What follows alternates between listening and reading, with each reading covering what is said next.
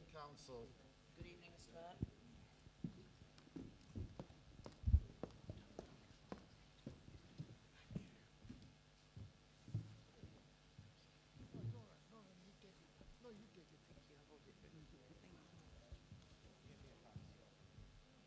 Okay, I would like to welcome members to this full council meeting here at the Mechanics Theatre and thank our host, Burnley Leisure, for accommodating us.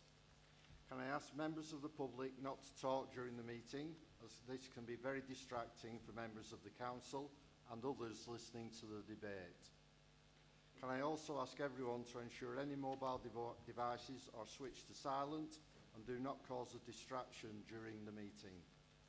I would remind everyone that the use of mobile devices for the taking or making of phone calls is not permitted in the meeting. I would also remind members that they are required to stand when addressing the council meeting if you are able. We are not expecting a fire alarm tonight, but if one should occur, please follow the mechanics staff and officers out of the venue to the assembly point in the car park to the rear of the town hall. The meeting is being streamed, and I would like to welcome those watching on the council's YouTube channel. When members are invited to speak, please wait for a microphone to be brought to you. At the end of the meeting, please exit the building in an orderly manner. Thank you. Before we move on to the first agenda item, will members please join me in a minute's silence to remember Peter Pike, a former councillor and MP of our borough.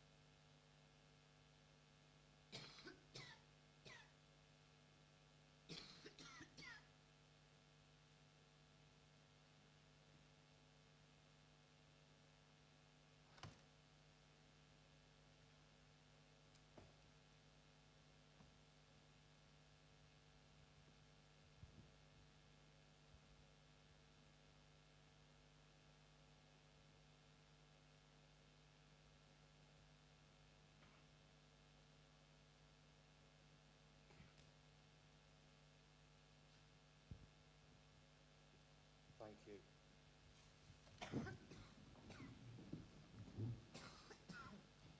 Any member? Madam Deputy Mayor. Thank you, Mr. Mayor. Peter.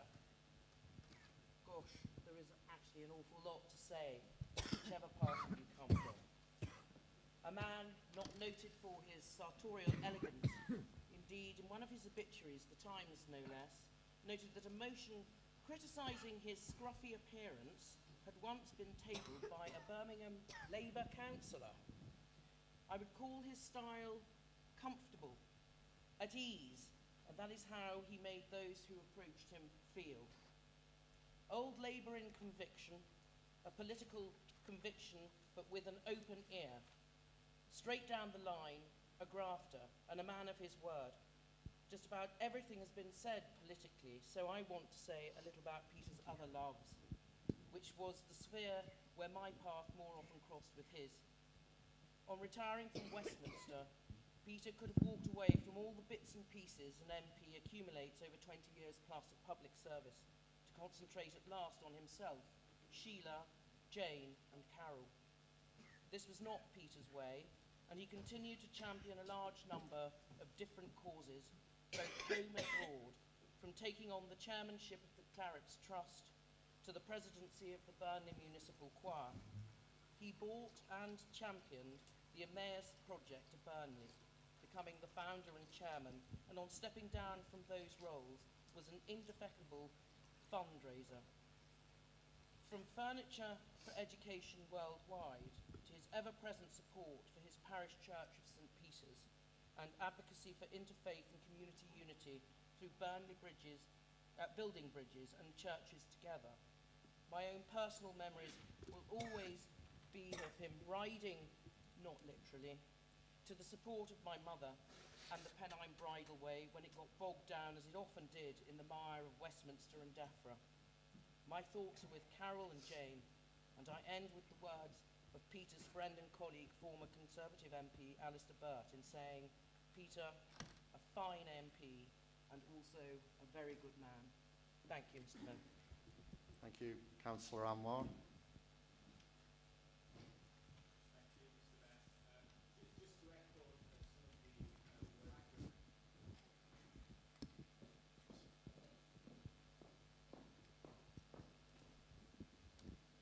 Thank you, Mr. Mayor. Just to echo some of the words that we've heard from the Deputy Mayor, I think from a personal point of view, I think I first met Peter when I started off as a community volunteer, and he came to visit one of the projects that we were involved in.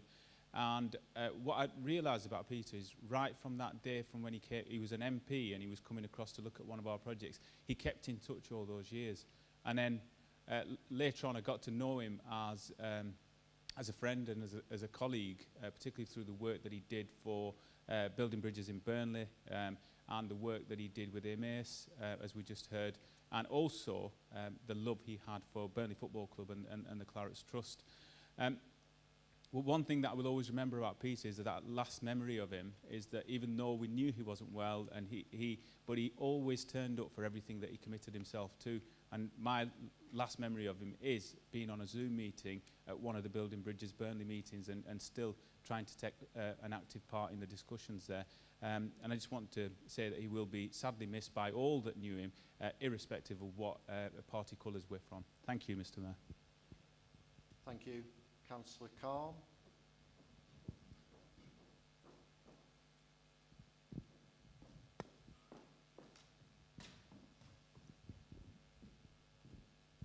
Thank you, Mr. Mayor. Just to echo the words of Madam Deputy Mayor and the Leader of the Council, in the last few weeks as I've been in Parliament, I was amazed about how many colleagues that knew Peter came up to me and, almost sending condolences to me as a representative of Burnley and others. I'm sure Anthony Higginbottom, my MP, got a lot of people approaching because Peter was well loved, admired across the whole Parliament, those that knew him. And it's, as Councillor Anwar said, I recently met him with Councillor Foster and other colleagues from the Building Bridges UK when I was in the chamber as the mayor. And I was amazed at how active this man was at that age, and he was still wanting to give a lot back to the community. And he's a sad loss. He was a momentous figure for Burnley. Thoughts are with both Jane and Carol. And I want to today let everybody know my intentions. At the next forthcoming council meeting, I'm hoping to bring a motion to the council or the subsequent council to have a road named after Peter Pike, as a testament for the work, not just in politics, but in charity, his whole life, selfless service to the people of Burnley as a councillor, as an MP, as a chair of organisations in the charity sector, NGO sector, and making faiths work together through the Building Bridges. So I will be hopefully subsequently bringing a motion to have a road or street named after the great Peter Pike. Thank you. Thank you. Councillor Birtwistle. With your permission, Mr. Mayor, I'd like to stay seated. I'm suffering from labyrinthitis. I don't want to fall over halfway through speaking. I got elected to this council in 1983, and Peter Pike was still the councillor here. He was the leader of the council at that time. He became an MP after that. It seems a long, long time ago, but in life it was a long time ago. And Peter went on to be the MP for Burnley, and a great MP for Burnley. I was privileged to go to his funeral at the church and listen to Sir Simon Hughes and Sir Alistair Burt heap the praises on him for the work that not many people are aware of related to South Africa and the anti-apartheid regime in South Africa in the 1980s, 1990s. And it was astonishing to hear about from these two esteemed gentlemen, and they are esteemed gentlemen, to listen to the work he did in South Africa to bring an end to the apartheid scheme reign that was running there at the time.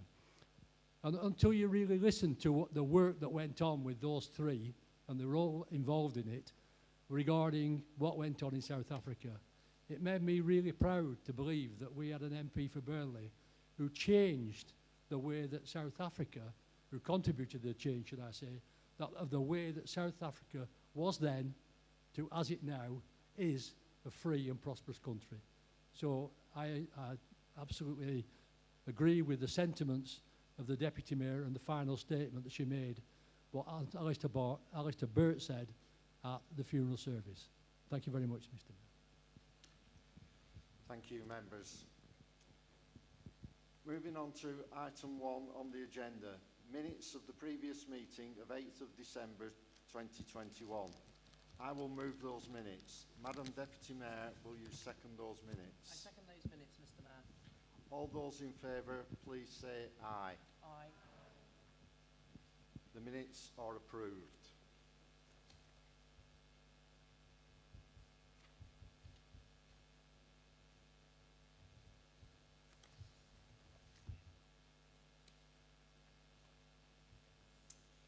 Item 2 on the agenda, declarations of interest. Are there any declarations of interest? Madam Deputy Mayor. Item 6H, Mr. Mayor, just to cover all bases as a twin-hatted councillor who's already made a decision on that particular item. Are there any other declarations? Councillor Fewings. Thank you, Mayor. Same declaration. I think we already gave them, but just for the record again. Thank you.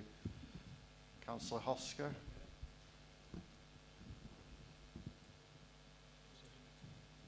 Yes, Mr. Mayor, I'm just declaring an interest, that's all.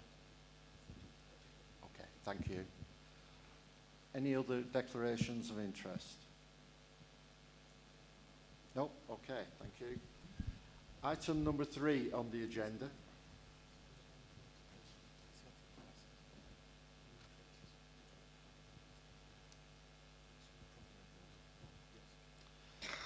Can I just ask, are there any members who wish to declare an interest in the selective licensing item? Councillor Ishtiaq.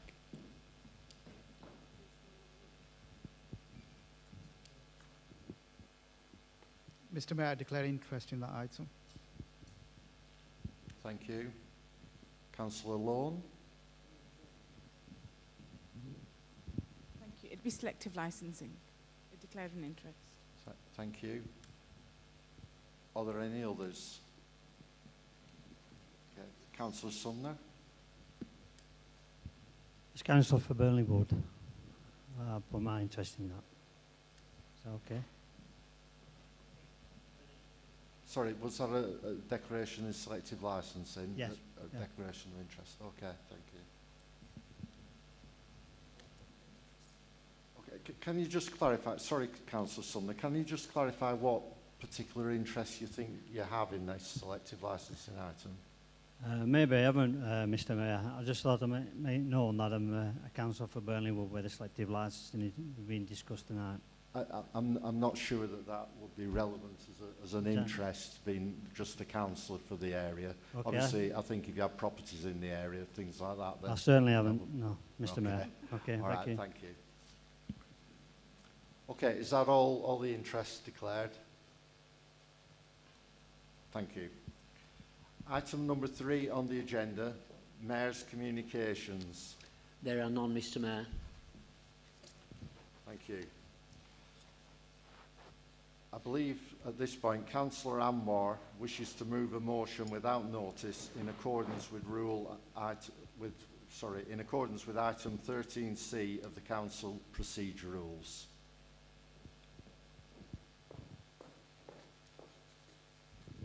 Thank you, Mr. Mayor. I move a motion without notice under CPR 13C to reorder this evening's agenda.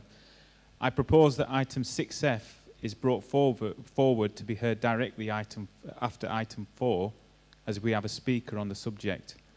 From a practical point of view, this will reduce the number of times members who have an interest in the item will have to leave and re-enter the chamber. Thank you. Councillor Graham, will you second the motion? I second the motion, Mr. Mayor. Okay. All those in favour, please say aye. Thank you. The motion is carried. We will move now to item 4, which will then be followed by item 6F. At this point, a reminder that those who've declared an interest in selective licensing should leave the room at this stage.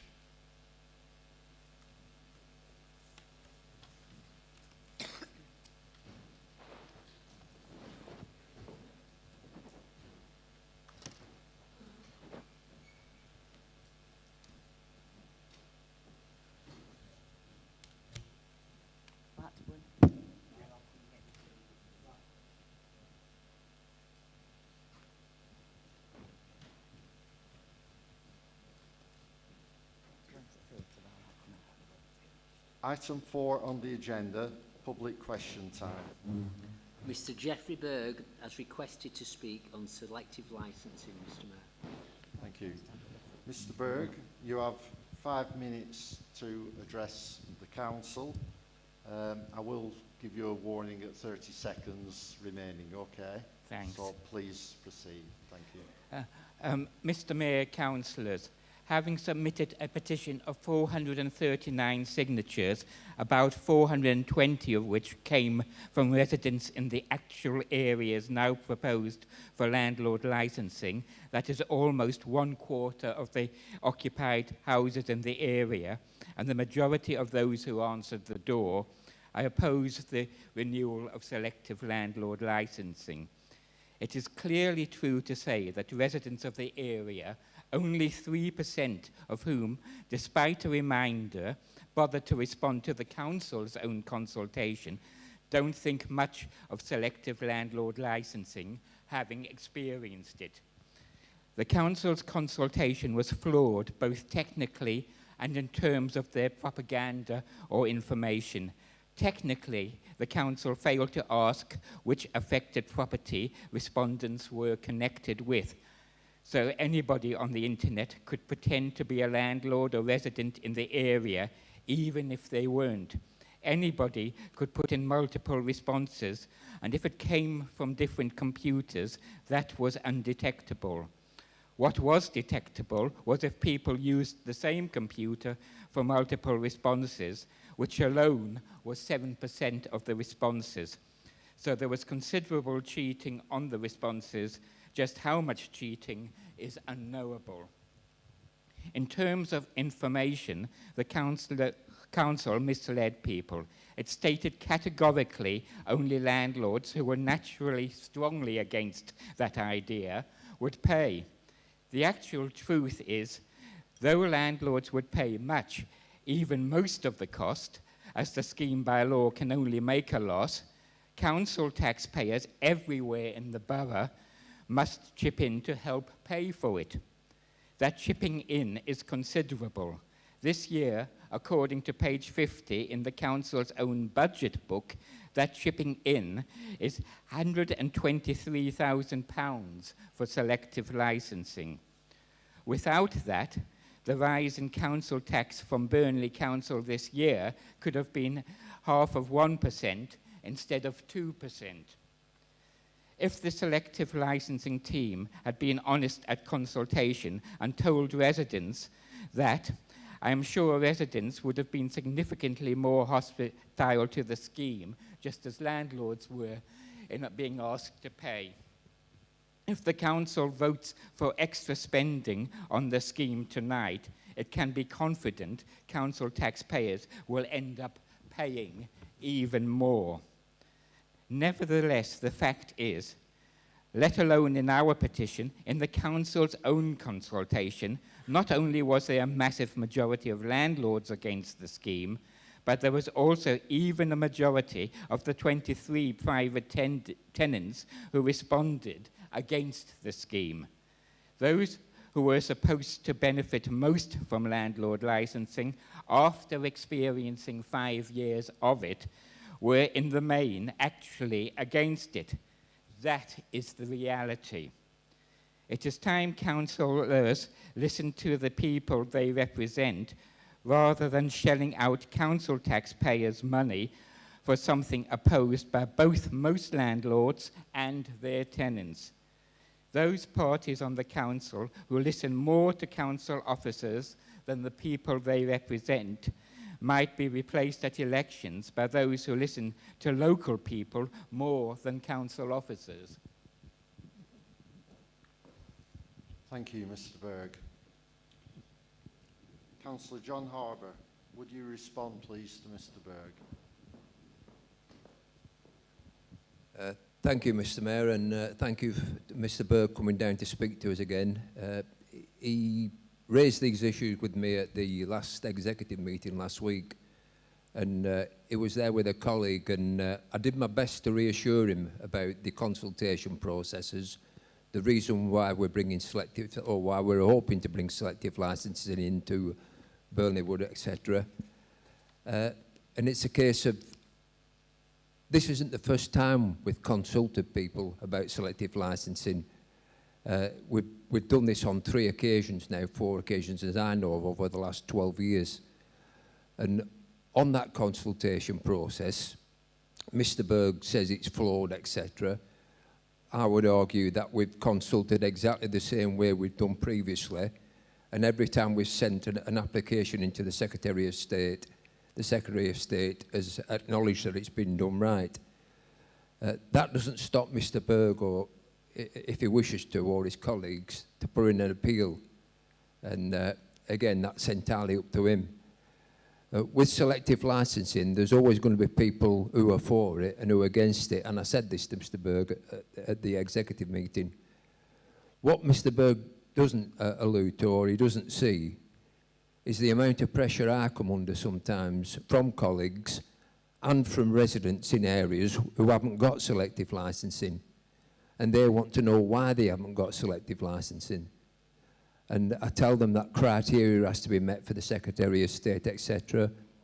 And if we don't meet that criteria, then we can't get it. But, you know, I also said to Mr. Berg and his colleague at the last meeting that we've always said selective licensing is not the silver bullet to sort out areas, but selective licensing, in my opinion, and I think it's fair to say in colleagues' opinion, has made a difference in those areas. So, you know, I think he also talked about extra budgets being provided for, etc. And I'd just like to clear that up as far as the £148,000 is concerned. I should have done it at the last EC meeting, and I don't think I did, so I'll clear that one up tonight. The report does ask for budgets for the financial year 22-23, but will be subject to the Secretary of State's confirmation. If we do not receive the Secretary of State's confirmation, we will not require that budget at all. We anticipate that the Secretary of State decision may come through at the end of April, but this timescale is outside our control.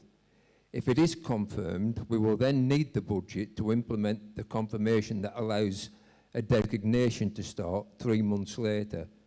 So that's what that money's for. It's basically there for the first year, and I think we've done that previously as well. We've always done that. It's there for the first year, and then as the money comes in, the budget is paid back. So I appreciate I might not have answered Mr. Berg's concerns where he's spread throughout the, you know, what he's talked about this last 5 minutes. I've done my best to. I'm confident that we've consulted properly. I'm confident that we've consulted fairly, and we've given a fair reflection of what people think.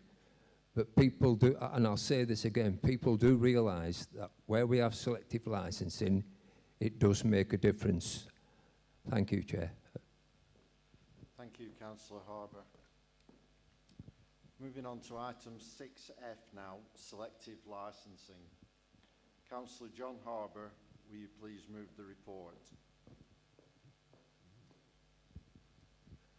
Thank you, Mr. Mayor. Yes, I'm happy to move the report.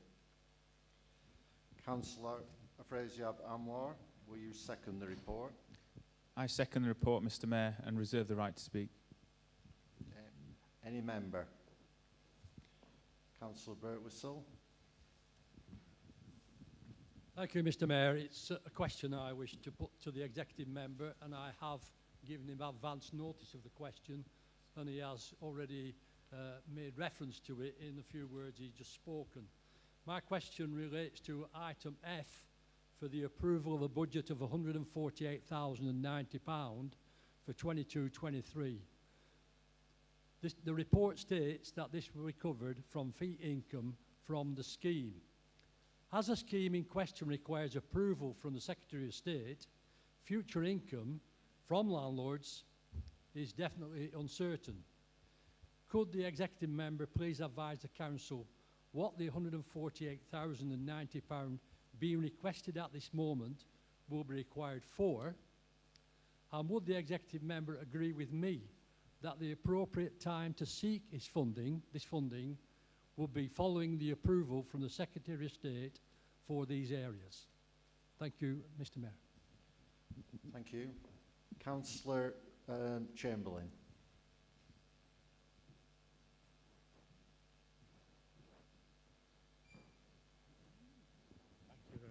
Thank you, Mr. Mayor. Mine's along the same lines, actually, with the selective licensing. Being councillor in a ward where selective licensing has currently been, I find it to be thoroughly useful. And on a very quick note, I'd like to thank the enforcement team for backing us up and helping push some of the errant landlords along. With the funding in mind, do we know when that, have any idea when that will actually be pulled back through? Thank you. Thank you. Councillor Hosker.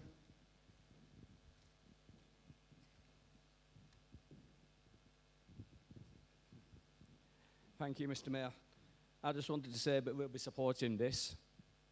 It's, I have had conversations with Councillor Harbour before, and I do think selective licence should be selected in vivid areas as well.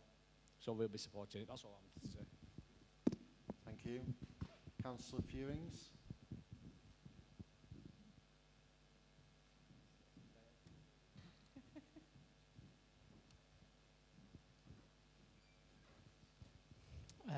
Thank you, Mr. Mayor. I just want to ask a question as well, actually, just to clarify what we're actually being asked to vote on. So the actual agenda that we have has the report to the executive, which has a long list of things that are being asked to be approved. But my understanding is what we're being asked to look at here is just the budget, and the decision to bring in selective licensing has already happened. So if that could be clarified, that would be great. That is correct. I believe it's recommendation 7 in your agenda pack. That is what is being decided as during this debate. That's correct. Any other member before we go back to the Councillor Baker? Sorry, just wait for a microphone. I'd like to wait for Councillor Harbour's answer to those first 4 questions, because we usually take them in groups of 3. I don't want to over-empower him by answering a long question as well. No, Councillor Baker, you're mistaken. What you're referring to is when we take strategic reports. This is a motion to council. Councillor Harbour has moved it. It's been seconded. Then it's any member, and then we will return to the executive member. As your worship, the mayor dictates. No problem. Right. I'm also concerned about this budget come through. It's the first time I've actually seen anybody ask for £148,000 and not say what we want to spend it on. I also think it's at the wrong and most inappropriate time to do it, because I don't know why this doesn't even come in with next month's budgets when we're doing it anyway, if we were doing it. So what is the point of bringing it in now? I'm speaking tonight bearing in mind the interest question on it, but this is about the budget for it. The decision to do it or not has been taken, so that's why I'm still remaining thing. I'm concerned about what's happening with the costs. I asked officers to provide information what it was. I'll just bend down, Mr. Mayor, and I do not mean to disrespect you. But the plan, as it stands at the moment, indicates that the income that we're asking for, that has been approved by the executive, forecasts £135,000 loss over the 5-year period for these two areas. Now, that needs thinking about a little bit more than just going ahead with what we're trying to do.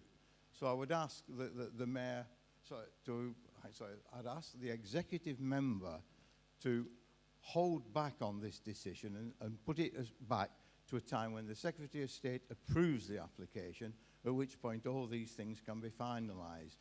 We've got 3 months from when he approves it to actually start spending money, and that's where we'll go. I'd also like to say that, remind the executive member, as far as I can see, as it says in the selective licensing information, that the budget or the money that we collect from licenses is just for the administration of the scheme. And the scheme does not begin till the Secretary of State approves it and it comes in on that date. So we can't spend any money before then that can be charged back to landlords, as I see it. It must come out of the normal council coffers. And if that's the case, then fine, but they should be asking for not this thing that it says, where the funding for this will come from the landlord input from it, because that's completely wrong. Thank you, Mr. Mayor. Thank you, Councillor Baker. Any other member? Councillor Graham. Can I reassure members that are concerned about the budget? Just because we're asking for a budget of £148,000 now doesn't mean that money is going to be spent as from tomorrow. It's for 22-23. It will go into the budget. It will go into the reckoning for the revenue budget that you will be seeing at the next full council. But we need to know before that's done what calls there will be on the revenue budget. So this is determining how much money we will need for selective licensing for that revenue budget. Thank you, Mr. Mayor. Thank you, Councillor Graham. I believe that's all members. I'll return. Oh, sorry, Councillor Anwar. Thank you, Mr. Mayor. Just to very quickly just make a point on the report itself, and also just on some of the comments that we've heard from members. I think when this report came to the executive, one of the terms that the executive member used was that selective licensing is not a silver bullet to deal with all the issues that we have in some of our areas. But as we've heard from those councillors, those members in whose wards we have had selective licensing, it has worked and it's had a really, really positive impact. And what we want to do through this is to continue that good work that started. And that it's not about just this administration. We have got support right across the board from all groups on the selective licensing and the impact that it has as well. So it's important that we support this report. Thank you, Mr. Mayor. Thank you. Councillor Harbour, do you want the right of reply? Thank you, Mr. Mayor. Again, just to try and reassure my colleagues who've raised this issue regarding the £140,000, and I did try to say that initially, not just to colleagues, but to Mr. Berg as well. And I'll just confirm what I said. The report asks for the budget for the financial year 22-23, but it's subject to the Secretary of State confirmation. If we do not receive that confirmation from the Secretary of State, there will be not any, we will not require any budget at all. We anticipate that decision will come at the end of April. But that date's out of our control. If it is confirmed, the need to budget implement confirmation then allows a designation to start 3 months later. So, for instance, a couple of examples within that 3 months, and while we ask for the money, while we're asking for this £140,000, it's acknowledged by all members, I think, that that first year is always the most expensive year. As the 4 years then move on, that money's all drawn back. But just a quick example of what we spend that money on, for instance. During the first 3 months, between receiving confirmation and the designation coming into force, there is expenditure in relation to informing all interested parties about the confirmation. This includes statutory requirements to advertise specified notice 6 times in 2 local papers, with no more than 3 weeks between each advert. So I personally don't think it's something new. I think members can be reassured that if the Secretary of State confirms what we're asking them to do, then that money will be repaid. Thank you, Mr. Mayor. Oh, sorry, Mr. Mayor, and I just thank colleagues who expressed support for the scheme as well. Thank you. Okay, we'll now move to the vote. Can all those in favour please show?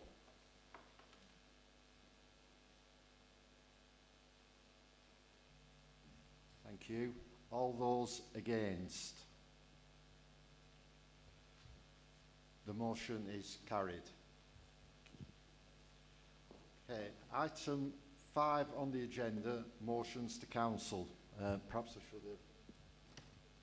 Mayor, that's sorry. Yeah, can we bring the ones who declared an interest back into the room, please?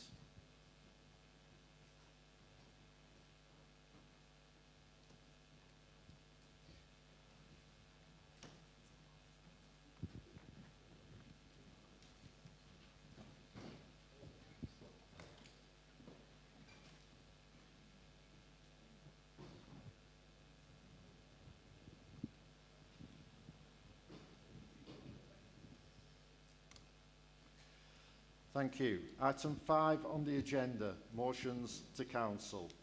Item 5A, 20-mile-an-hour zones and limits in Burnley. Councillor Martin Hurt, will you move your motion? Microphone, I think.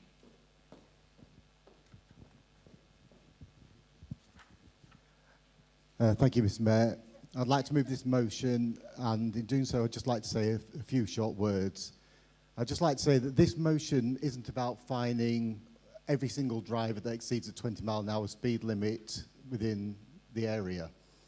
This is about creating parity with other roads that are enforced across the whole of Lancashire, but in particularly that our 20-mile-an-hour speed limit areas are usually in residential areas where we see children playing, the elderly crossing the road, and it really seems strange to me that you can be fined or given a ticket for driving at 36 miles an hour down Manchester Road, but do the same on any of our 20-mile-an-hour speed limit areas within the borough, and nothing will be done about it. And I just hope that members feel the same way that I do about this motion. Thank you. Thank you. Councillor Andy Fewings, will you second that motion? Thank you, Mayor. I'll second the motion and reserve the right to speak. Thank you. Any member? Councillor Whittaker?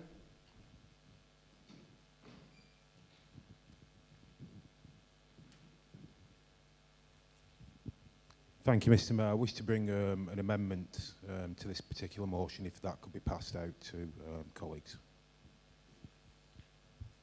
Okay, can we please distribute that amendment? Make sure everybody has sight of it. Sorry, you did move the amendment. Can you please read out the amendment so that people who are watching externally get a full picture of what the council are discussing? Thanks, Councillor Whittaker. Thank you, Mr. Mayor. The amendment that I'm proposing is as follows.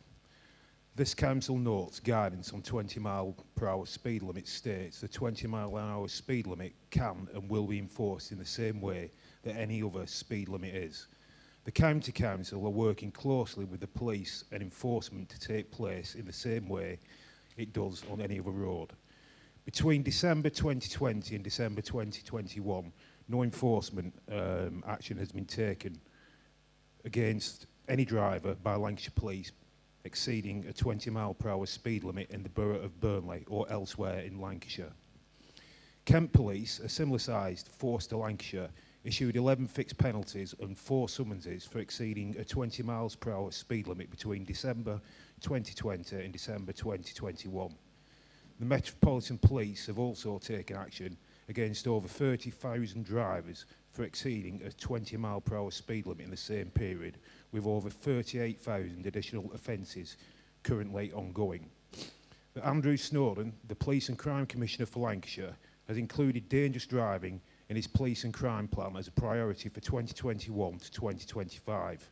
As part of his plan, he has commenced a review of the Lancashire Road Safety Partnership and has already agreed with the Chief Constable that enforcement in 20 mile per hour zones is a requirement. There are a number of these zones in the borough, such as Lakeland Way, Station Road, Padiham and Finslergate, to name but a few.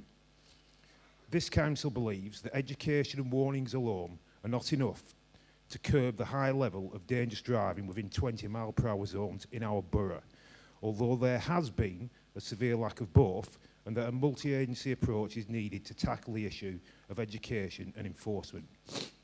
This council resolves to participate fully with the review of the Lancashire Road Safety Partnership, which will establish a clear set of guidelines to determine the enforcement in 20 mile per hour zones in the borough of Burnley. That the Chief Executive and the leader of the council will write to the Police and Crime Commissioner to note our support for his police and crime plan and to ask him to keep Burnley councillors informed on the progress of correcting the historical issues he faces. Thank you, Mr. Mayor. Thank you. Before we move on, is that seconded? I second that amendment, Mr. Mayor. Sorry, second just that let me amendment, get it Mr. Mayor. seconded first, then I'll take any points of clarification. Okay. So, sorry, Councillor Emo, can you please repeat? I second that amendment, Mr. Mayor. Thank you, Councillor Emo. I think, Councillor Lishman, when you say clarification, a point of order perhaps, or something like that. Oh, okay. I've got the two motions in front of me. I'd just like clarification as to where the amendment starts on the original motion, because they look like completely different beasts to me, in my ignorance.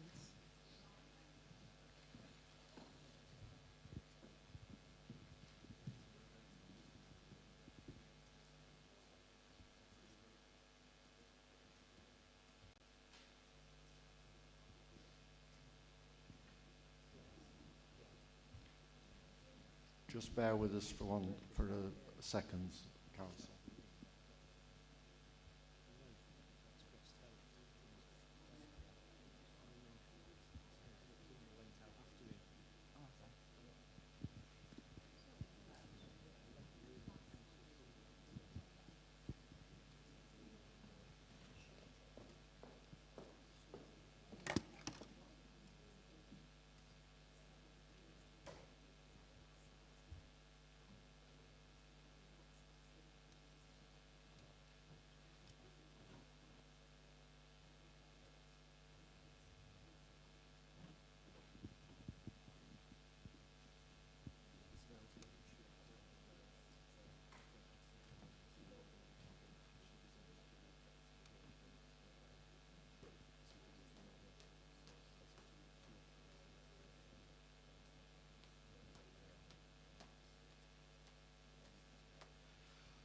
Okay, we've considered the amendment. It doesn't negate the motion, and we believe it is a compliant amendment. What I suggest that we do now is that I will move an adjournment for 10 minutes. So I will move that. I will ask Madam Deputy Mayor if she will second that. I will second that, Mr. Mayor. We've moved and seconded an amendment, so we need to take that. I'll take a point of order. Okay, point of order. Councillor Furings.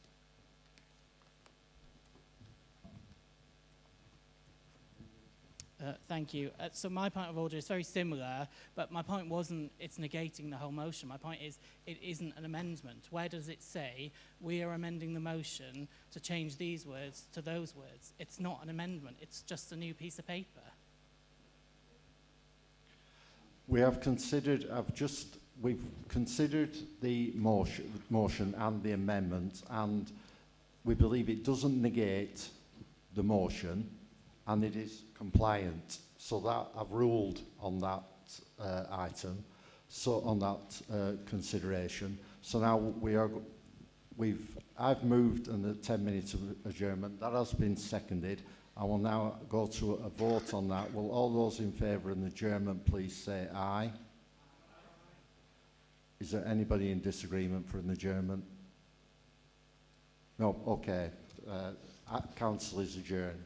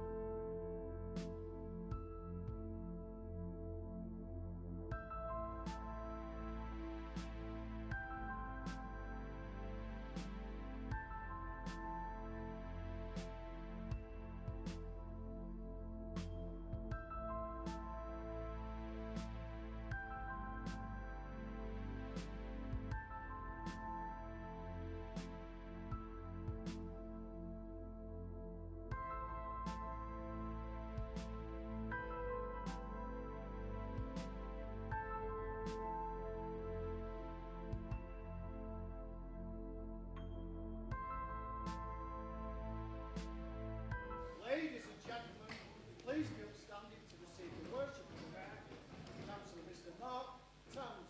Thank you.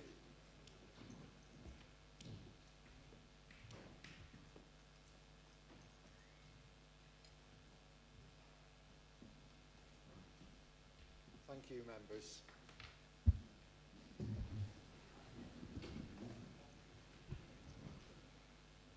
Okay. Any member on the amendment? Councillor Fewings.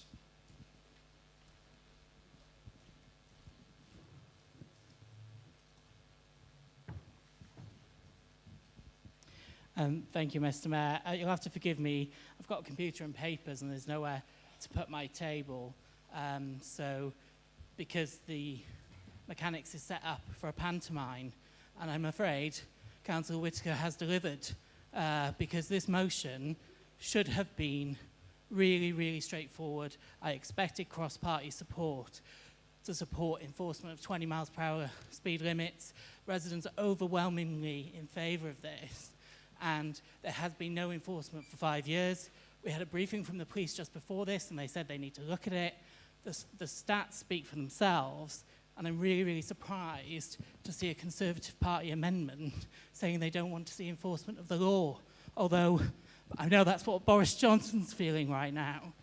So what I would like to see is us move to the vote on this. It's a party political prank.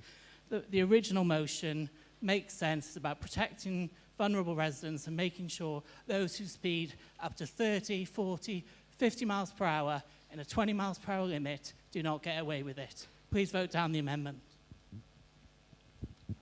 Okay, Councillor Ferrier.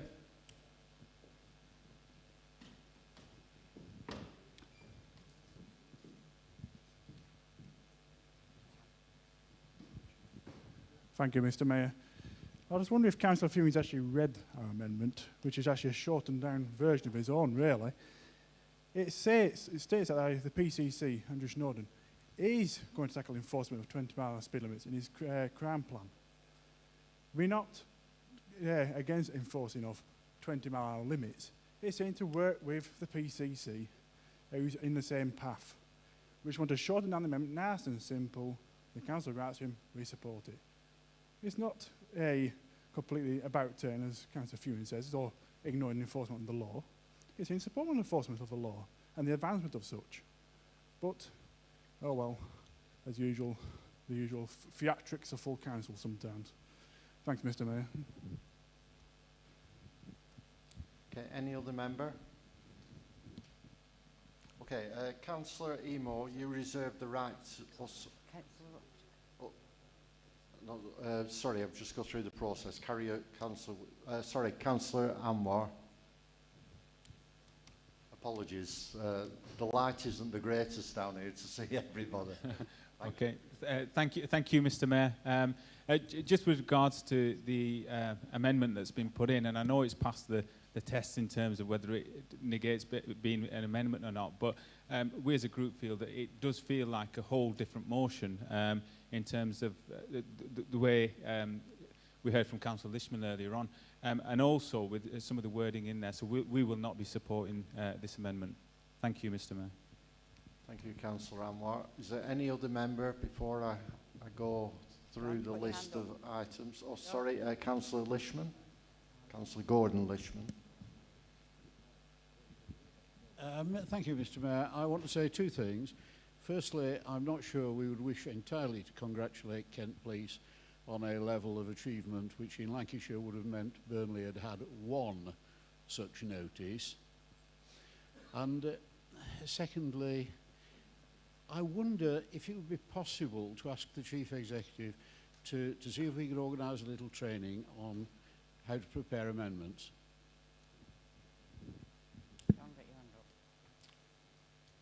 Your comment is noted. Right, just to go through. Any other member? I've just got you, Councillor Whittaker. You'll come at the end. So I've got Councillor Emo. You reserve the right to speak. Do you want to speak on this amendment?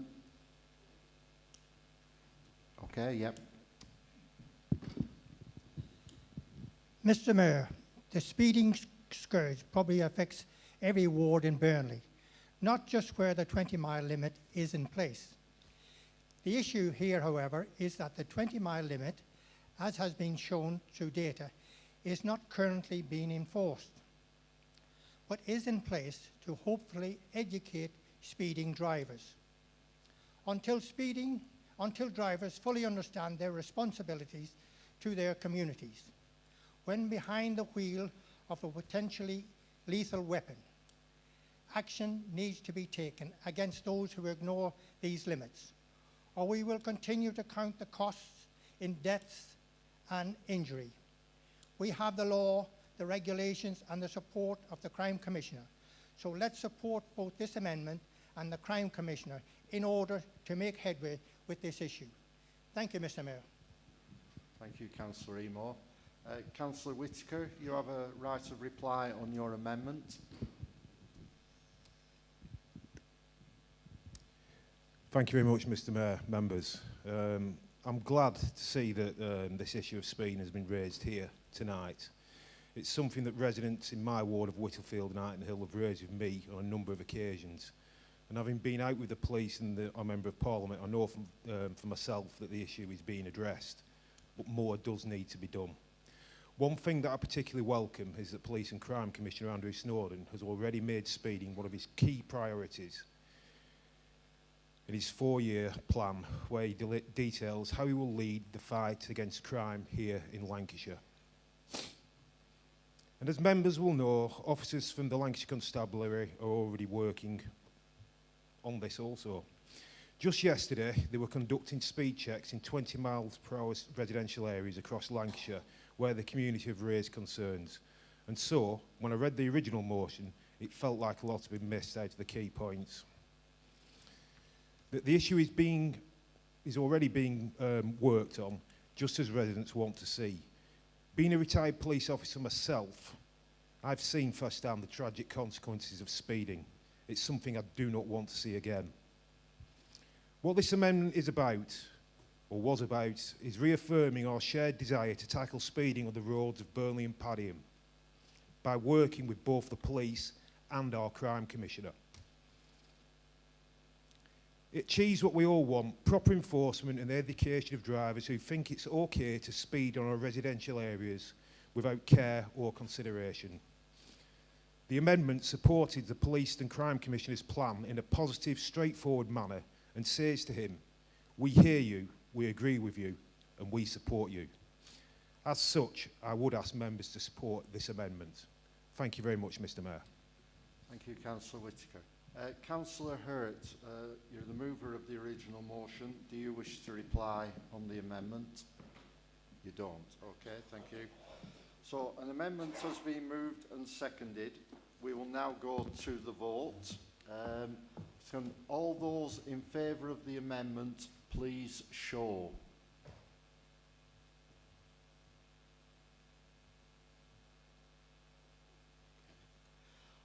All those against the amendment, please show.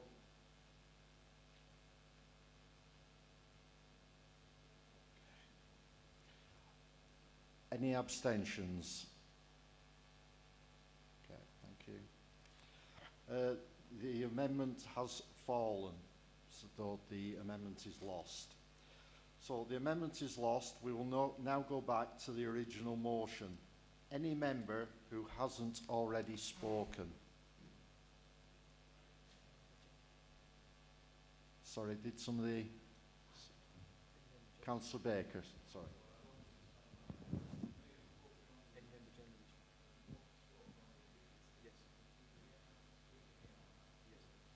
Yes, they do.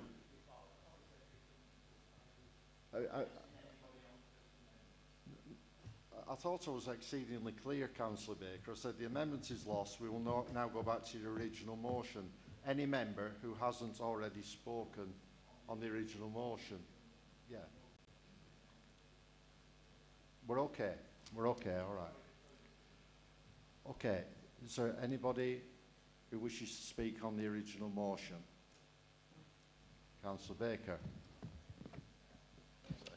Just to point out that the Liberal Democrat Party tried several years ago to introduce a 20-mile-an-hour limit throughout the whole of Burnley.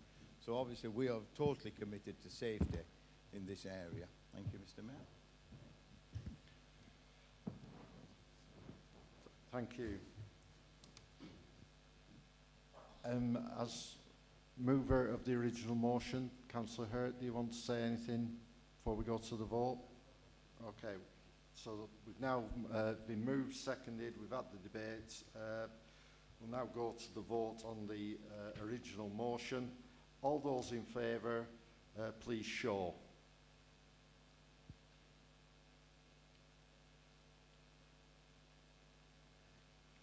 All those against, please show.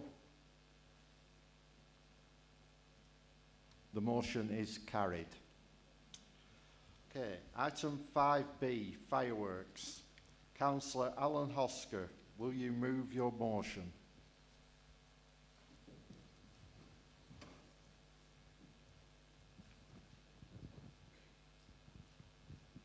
I move that motion, Mayor.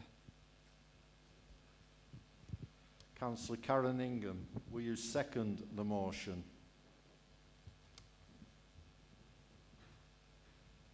Thank you, Mr. Mayor. I second that motion and reserve the right to speak. Okay, thank you. Any member? Councillor Harbour.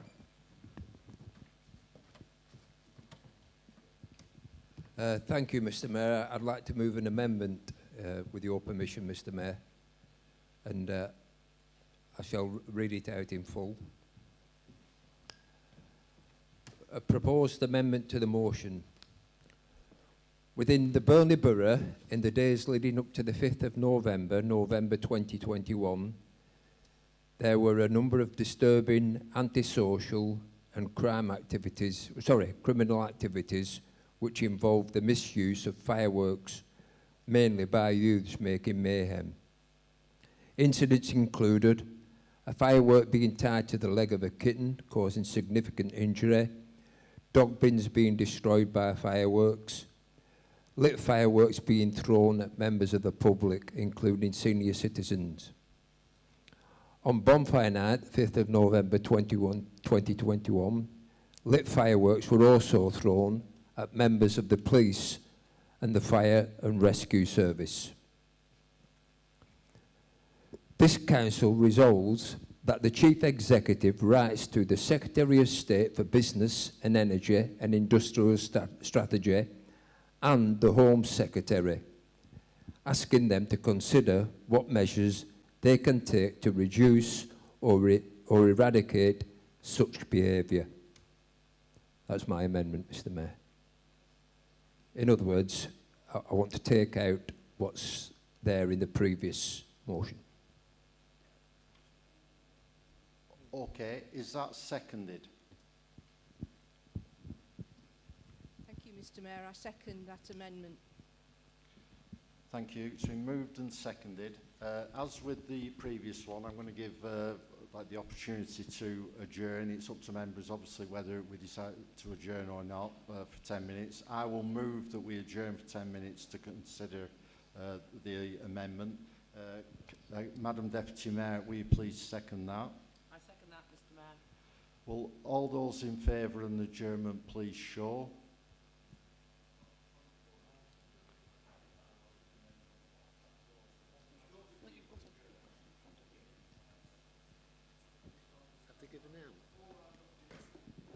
Just give it. The amendment is being distributed as we speak, so it should be very straightforward in terms of words inserted, words staying out. Okay, sorry, Councillor Whittaker, do you have a point of order or?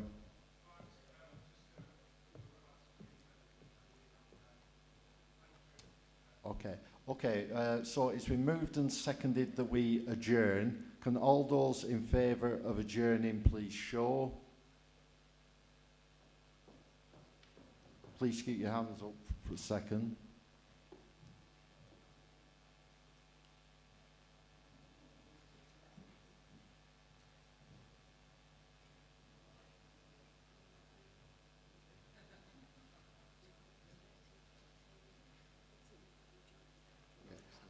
All those against adjournment? Adjournment is carried. Can you put your hands up so we can see? All those against adjourning?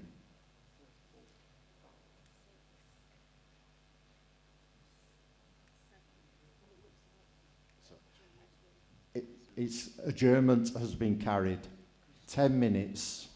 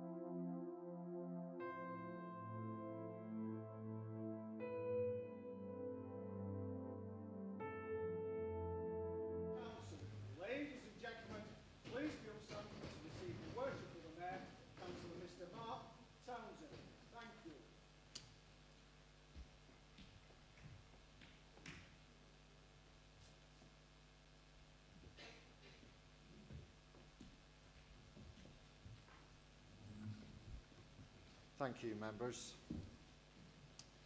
So, any member on the amendment?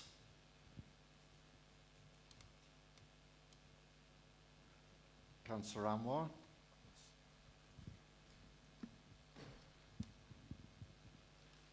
Thank you, Mr. Mayor. I welcome this amendment from Councillor Harbour, because what it does is it reinforces what the original motion said around tackling the issue of those who misuse fireworks, particularly on bonfire night. And as we saw this year, as mentioned in the motion, which is being kept in that amendment, is around the way that the emergency services were targeted by young people in some parts of the borough. And it's important that we find a solution to that and tackle that. So I welcome that as part of the motion. But I think it's important that one of the things that we also have is those who behave responsibly with fireworks as well. So those who want to have a firework display in their gardens with their families and enjoy it responsibly. And what this does, the amendment, is it actually tackles that. So those who want to behave responsibly can do so. But what we're actually asking for is for the Home Secretary to take action against those who misuse the fireworks that they can purchase. So I welcome this amendment, and I would hope that other members would support this as well. Thank you, Mr. Mayor. Thank you. I'm going to go to Councillor Hosker and then Councillor Kelly. Yeah, thank you, Mr. Mayor. The amendments I'm going to accept because it's, end of the day, only thing we want to do is help the people we represent. But my issues are about public safety. I know we're going on to an amendment now on the wording of the issue. To me, that's not a problem. We'll accept the amendment on a bit of a wording issue, but the sentiments are the same of what I've tried to get across tonight. So it'd be good just to have everybody in agreement, so the amendment's accepted. That's a goodwill gesture. Thank you for that. Councillor Kelly. Thank you, Mr. Mayor. I was actually going to speak on the amendment, but everybody in this room wants fireworks to be safe. There's no doubt about it. How we go about it seems to be the question. I would support the amendment in that one of the things, point 2, banning the use of fireworks on any dates other than dates traditionally connected. How do we define those? It's impossible to define. What I think, I might want a celebration with fireworks, might not be the same as somebody else's. Different religions want celebrations at different times. So I think that's one of the reasons I would, approve the amendment. I think we've had so much talking about this for the last half an hour, and actually we're all in favour of exactly the same thing. So can we just move progress quickly? Thank you, Mr. Mayor. Okay, thank you, Councillor Kelly. Councillor Ingham, I need to come to you because you were the seconder of the original motion. Councillor Hosker has accepted the amendments as the mover. Just need to be clear that you accept the amendments that Councillor Harbour has been put forward as per Councillor Hosker.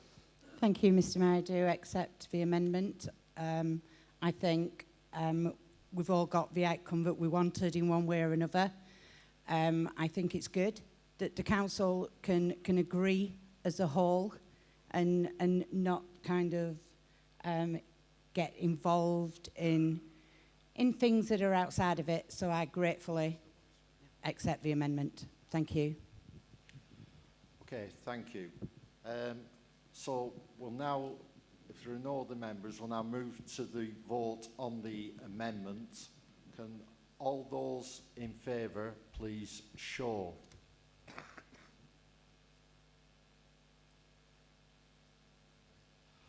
All those against? Are there any abstentions? The amendment is carried. We now move to the substantive motion. So at this point I have to read out the motion as it now stands, and we will then debate that or go straight to the vote again. So what has now become the substantive motion is, within the Burnley Borough, in the days leading up to 5th of November 2021, there were a number of disturbing antisocial and criminal activities which involved the misuse of fireworks, mainly by youths making mayhem. Incidents included a firework being tied to the leg of a kitten, causing significant injury, dog bins being destroyed by fireworks, lit fireworks being thrown at members of the public, including senior citizens. On Bonfire Night, 5th of November 2021, lit fireworks were also thrown at members of the police and the Fire and Rescue Service. This Council resolves that the Chief Executive writes to the Secretary of State for Business, Energy and Industrial Strategy and the Home Secretary, asking them to consider what measures they can take to reduce or eradicate such behaviour. Any member? Okay, we will move to the vote. All those in favour of the motion, please show. All those against? The motion is carried.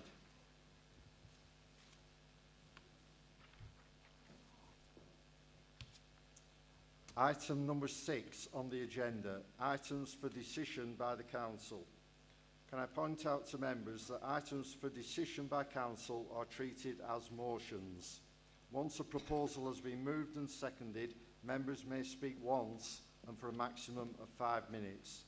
Members may then only speak again on an amendment. Will members please note that the relevant minute extracts from the 19th of January 2022 Executive meeting relating to items have been published on members' iPads as a supplementary to the agenda pack, and the relevant decisions for full Council have been highlighted in bold in each minute. Item 6A, constitutional updates and appointments to committees. Councillor Afrasiab Anwar, will you move the report? I move the report, Mr. Mayor. Councillor Sue Graham, will you second that? I'll second that report, Mr. Mayor. Any member? Madam Mayor, Deputy Mayor. A few months ahead of myself. Mr. Mayor, I hope I'm not going too fast, but it was to do with the whistleblowing policy, and it was page 22 on point 5.2 or 5.3, where it lists people who will be penalised for malicious or frivolous allegations against councillors.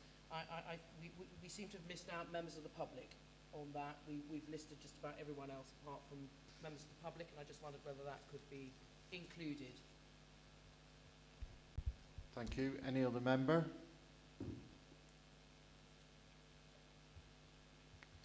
Councillor Anwar, do you want to respond to what Madam Deputy Mayor raised? Thank you, Mr. Mayor. Yeah, in terms of what Madam Deputy Mayor has raised, that will be looked at and will need to be incorporated into that report. So we'll speak to officers about that. Okay, thank you. So we've moved and seconded. We'll now move to the vote. Can all those in favour please show? All those against? The item is carried. Thank you. Item 6B, calendar of meetings 2022-23. Councillor Afrasiab Anwar, will you please move the report? Thank you, Mr. Mayor. I move the report. Councillor Sue Graham, will you second the report? Thank you, Mr. Mayor. I second the report. Any member? Okay, to the vote. All those in favour, please show. Oh, sorry, apologies. Councillor Lishman. Thank you, Mr. Mayor. It's a minor point.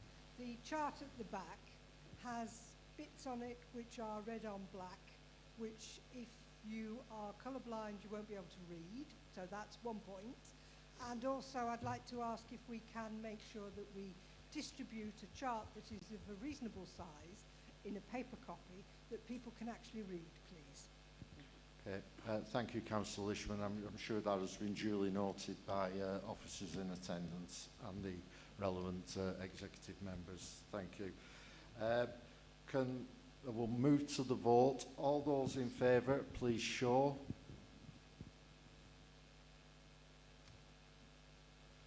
All those against, please show. The item is carried.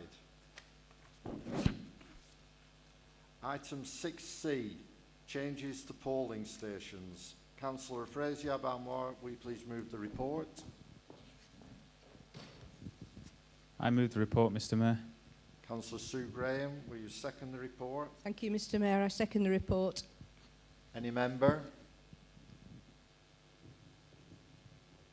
No. To the vote. All those in favour, please show. All those against, please show. The item is carried. Item 6D, Health and Safety Intervention Plan. Councillor B. Foster, will you move the report, please? I will move the report. Thank you. Councillor Frazier-Banwar, will you second the report? I second the report, Mr. Mayor. Any member? To the vote. All those in favour, please show. All those against, please show. The item is carried. Item 6E, Food and Safety Delivery Plan. Councillor B. Foster, will you move the report? I will move the report, Mr. Mayor. Councillor Frazier-Banwar, will you second the report? I second the report, Mr. Mayor. Any member? To the vote. All those in favour, please show.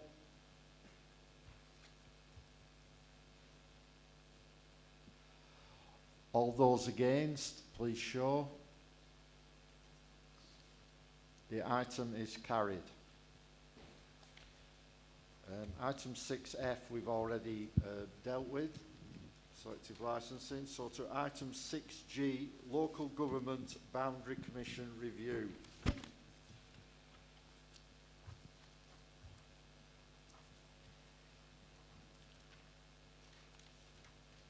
Would any member like to move either option 1 implementation in 2026 or option 2 implementation in 2027?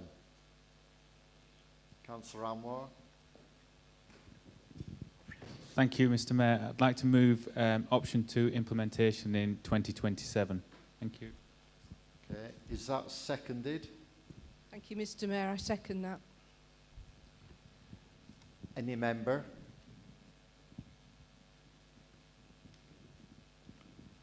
Okay, we'll go to the vote. Can all those in favour please show?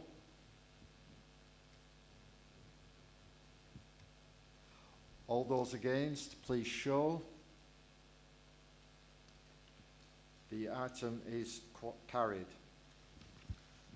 Item 6H, a county deal for the Lancashire area.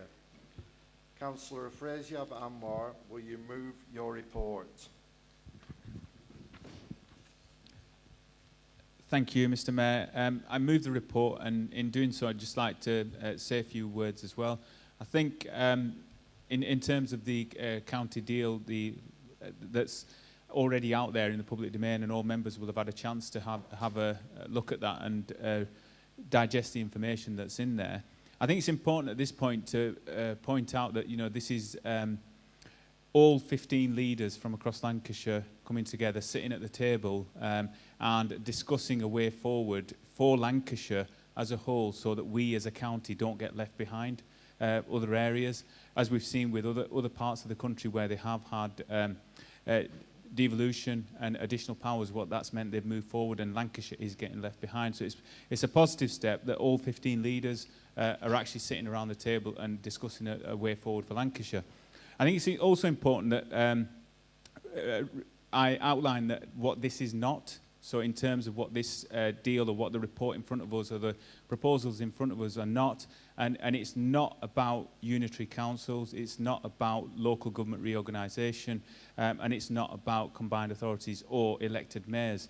A lot of what will happen with the governance will depend on the white paper when it does finally land. So that is something that we'll have to take into consideration.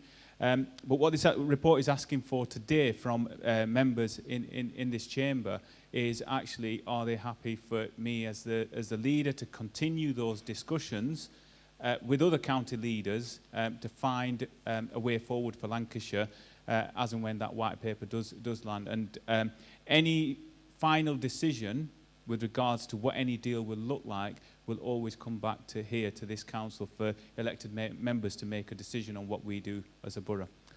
Thank you, Mr Mayor. Thank you. Councillor Sue Graham, will you second the report? Thank you, Mr Mayor. I second the report and endorse what Councillor Afrasiab Anwar has said. Thank you. Any member? Okay, I've got a number. Start with Councillor Hussain, Councillor Fewings, then Councillor Cromis.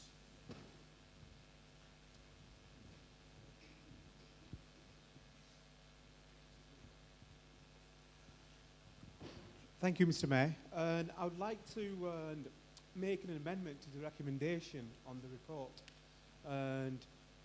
And it's recommendation 2.2. I think it's on page 287 of the report. And currently it says, agrees principle of governance as set out in Appendix 2 of any future deal. I want to amend it to notes the principles of governance as set out in Appendix 2 for any future deal, and requests that Lancashire leaders strengthen the proposals in areas of democratic leadership, accountability and transparency. Mr Mayor, the reason I'm doing this is the government white paper with regards to this issue has not yet been published, yet we're being asked to agree on a set of framework that will govern the whole process. So I'll suggest the choice of words from agreeing to noting to what is happening on Appendix 2. Thank you. Thank you. Councillor Hussain has proposed an amendment. Is that seconded? Councillor Ishtiaq? Thank you, Mr Mayor. Can I second this motion and reserve the right to speak? Noted.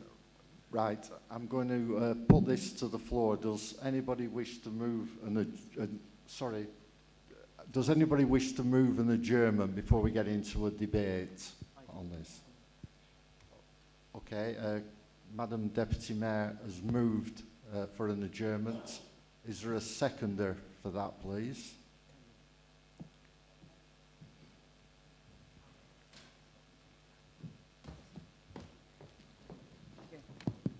Yeah, okay. Sorry, Councillor Whittaker, you are seconding? Okay, thank you. Okay, so we've got a move and a second. Can we go to the vote on an adjournment? Can all those in favour of a 10-minute adjournment please show?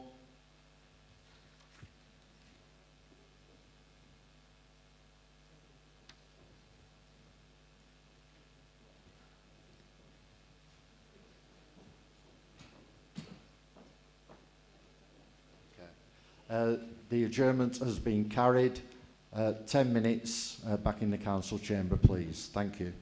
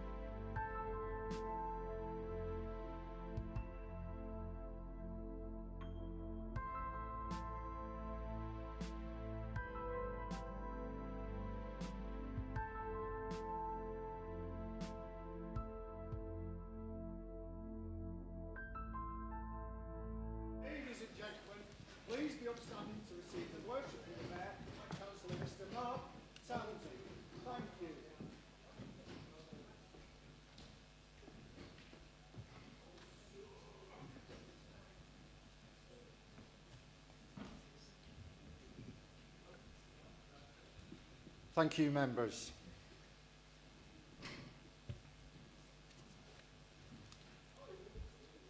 Any member on the amendment? Councillor Fewings.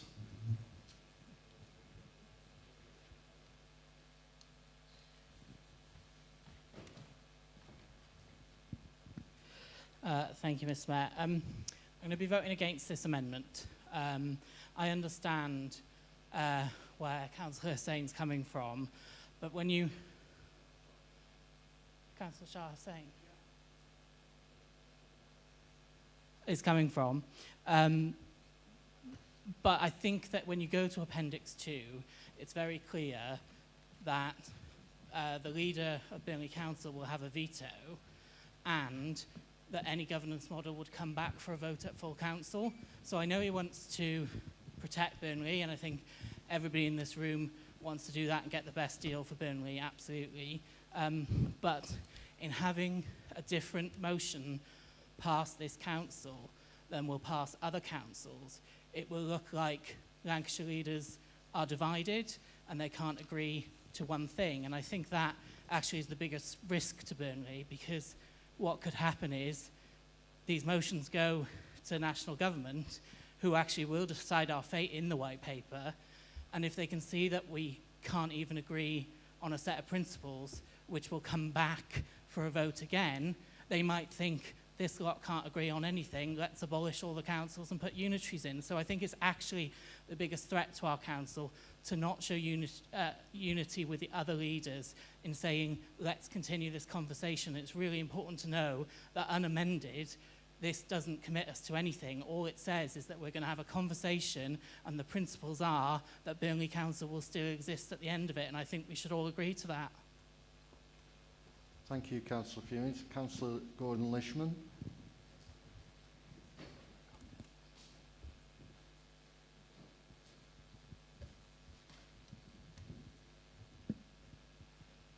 Thank you, Mr. Mayor. I'm pleased in a way at Councillor Fewing's comments. People often accuse me of being pettifogging about these things, and it's always good to have somebody to point the finger at instead. It seems to me vanishingly unlikely that either the Secretary of State or other Lancashire leaders would regard making this relatively minor and clear change, which is likely to be in line with what most of them think anyway, could conceivably be grounds for turning down an application. And I would also be amazed if no other council in Lancashire sought to make minor changes of this sort, either at this stage or at a later stage.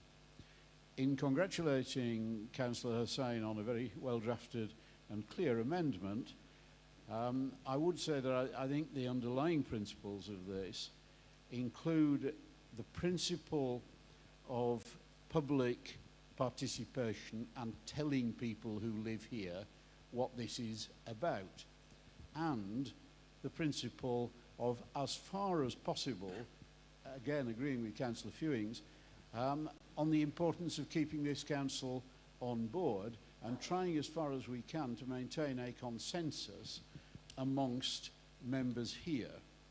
I have a great deal of confidence in Councillor Anwar as a person who will put Burnley's case clearly and strongly within this context. I would, however, suggest that there are two specific ideas which might help to achieve the reasons which I think are behind this amendment. The first of those is that we should be looking at a wider programme of public engagement. We're talking about potentially quite a major change in the way in which Lancashire is governed and a major plan to go forward.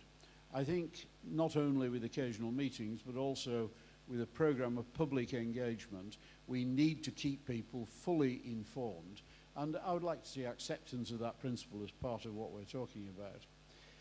The second thing is that the leader does not have the immediate majority support for motions of all the parties represented on this council.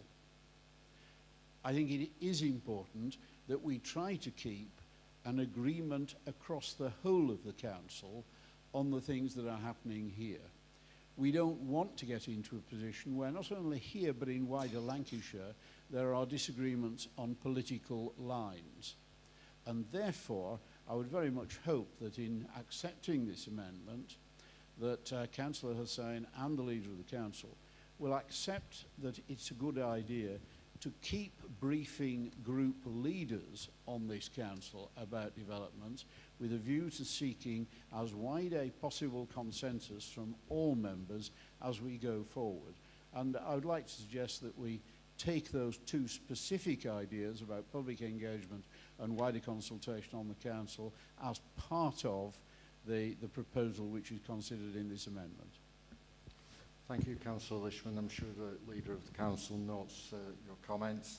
Madam Deputy Mayor. Thank you, Mr. Mayor.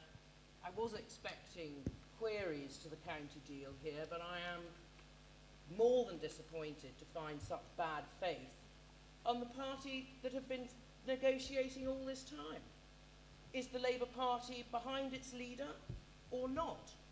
To think that the governance can be changed after it has been agreed to date by 15 of our leaders, which is a first in itself, and something which I have to say I would have thought was like herding ferrets, is unbelievable at this late hour to add something which could upset the whole deal. And I would like to point out that at least 6 other councils have passed this now, and if we do not wish to be left out in the cold, I would advise everyone to vote against this amendment, as my party indeed will be doing. Okay, I do have a few words on this. I know it's a bit strange for the Mayor to speak, but I am going to say a few words on this because obviously I was involved in this for approximately 5.5 years, so just a few words from myself. First of all, I welcome the report for 15 leaders to have got back round the table and be discussing devolution is really, really good news, and it's something I've been very strong on since 2014, that it's something that we definitely need to do in Lancashire and needed to do really 5 years ago, not in 2022 or probably 2023 when it arrives. So I'd like to congratulate the leader and the other Lancashire leaders for getting together on this. Getting money and powers, coming with that comes clear and defined responsibilities in terms of how you govern. And it's certainly this is the case when you're looking at this devolution deal. And those responsibilities need to be practiced through effective, sound governance that everybody can believe in and trust going forward. And it's in the early days that those foundations and building blocks are laid. And I think it's even more important that we do it when you think about the numbers that are in that report in front of you. We have clear defined governance and the constitution for managing budgets of around 40 million quid for this council per year. We're talking 800 million pounds potentially going through this body. We don't even know what to call it at the moment, so that's why we need clear principles in terms of what it's going to be. And when you look at the Appendix 2 in your report and the core principles, not mentioned once in core principles for budgets that will amount to £800 million are the words transparency, efficiency, accountable. Now, for those to be missing in core principles in governance statements, I think are a real miss at this early stage. And I'm surprised that Councillor Fewings didn't pick up on that, because he's always been telling us within Burnley Council how he wants more accountability, more transparency, etc. I am talking on the amendment. So democracy is only mentioned, and democracy as well is only mentioned in a limited and specific way. So as far as the governance principles go, then I think they do represent a step forward that have come out of, and myself and Councillor Briggs will be aware of this, the horse trading that goes on within those environments that are extremely difficult, but they don't go far enough at this stage. they need to be agreed, which is the word that is used in the report. It needs to go further before I believe as a council we should agree them. So that's why I think Councillor Hussain has suggested and proposed that we use the word note rather than agree at this stage. And I support the amendment in that respect. So the other two recommendations, 2.1 and 2.3, remain intact. So I don't think we're doing anything to the leader's authority to carry on discussions, negotiations. And I'll be honest, having sat in those leaders' meetings myself for 5.5 years, I can't see anybody getting overexcited about changing the word agree to note. Thank you. Is there any other member on the amendment? Councillor Ferrier.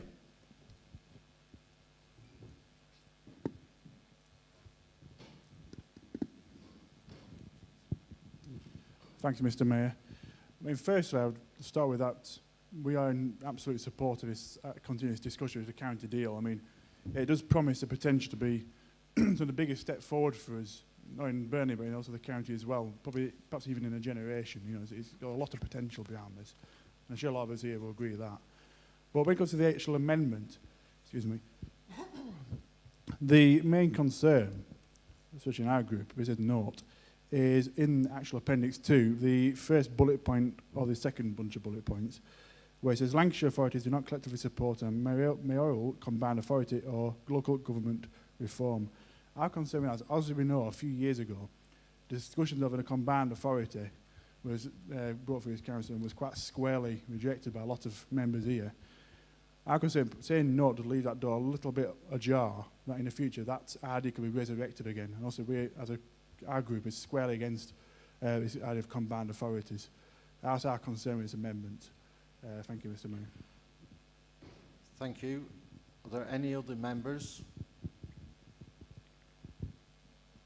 Okay, we'll go to the vote on the amendments. Can all those in favour of the amendment please show... Oh, sorry, I've got to go through the responses first. Councillor Ishtiaq, you reserve the right to speak. Do you want to make any contribution at this point? No, it's fine, Mr. Mayor. You covered that. Okay, thank you. Councillor Hussain, you have a right to reply on your amendment. Thank you, Mr. Mayor. And in terms of responding to Councillor Townley and her comments, I don't think anything has been agreed. She said things have been agreed.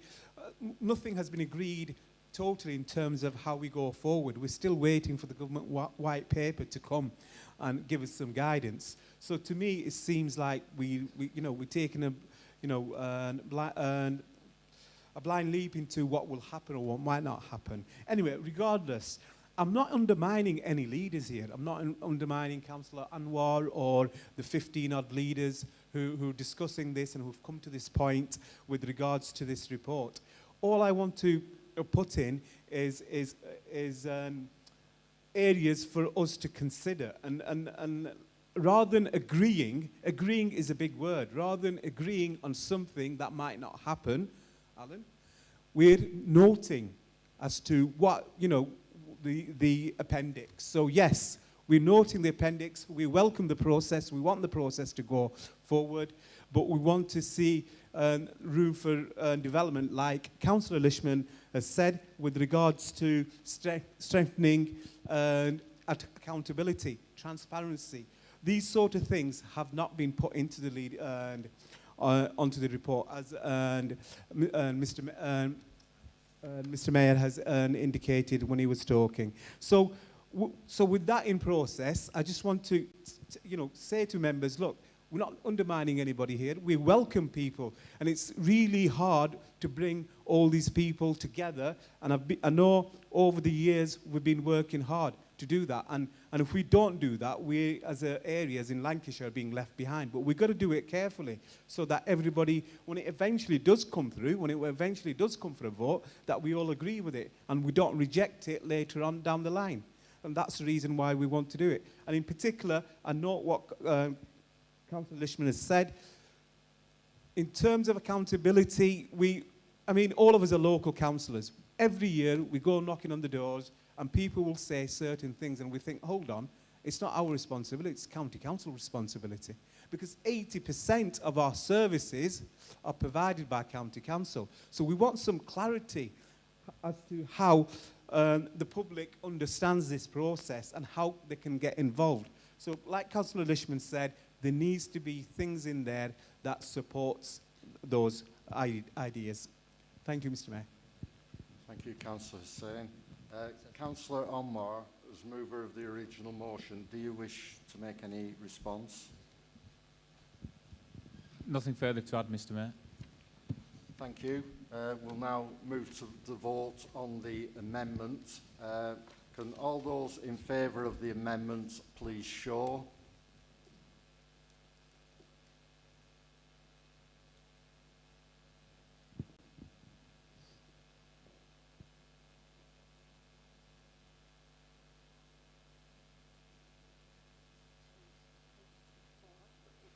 All those against?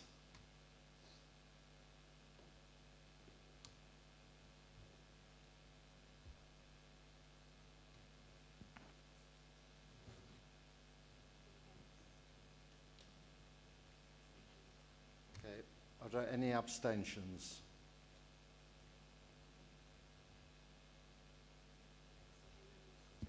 Okay, so the amendment is carried. We will now go back to the substantive motion. I need to read recommendation, the revised recommendation 2.2. 2.1 and 2.3 remain untouched.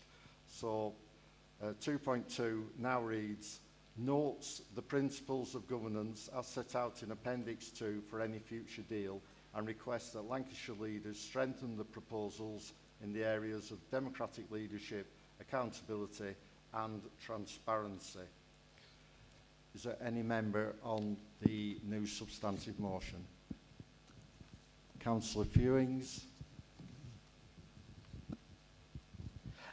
Thank you, Mr. Mayor. I have to say, I had planned to say that it was great to go through a process where leaders had cooperated and tried to, at an early stage, bring something to the council that we could all agree on. And I was going to compliment Councillor Anwar on being so open with us and providing it before Christmas. We've had all that time to look at this.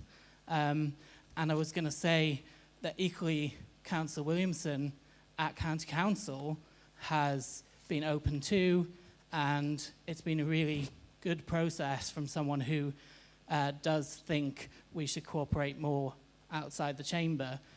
But obviously we've just amended the report at last minute, and I really feel like it's now showing that there are still people in certain parties who want to get rid of Burnley Council and have a unitary authority.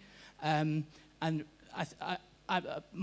there's a point of personal clarification in this as well, because Councillor Lishman seemed to think that it was this change that was going to cause that, but it's not the change that's going to cause it, it's the disunity and the fact that the leaders have been meeting and they brought it to this council, they brought it to our group leaders, we all inputted on it, and at this very late stage, we're bringing in these amendments which seem party political, and so I'm disappointed to not get up and have a really optimistic opening to this, because I don't often get to be optimistic, so, as you all well know. So, but putting that aside, the other thing is that, in terms of the document, the appendix is 1 page, and the deal is 12 pages, and there's a lot more in the deal that I would take issue with than the other 1 page at the back that says we get to vote on it again in future.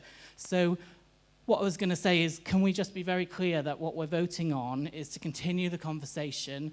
We're not rubber stamping the deal, and we're not rubber stamping the governance. We're saying we can agree to the principles and carry on the conversation, and I hope everyone will back our leader to do that.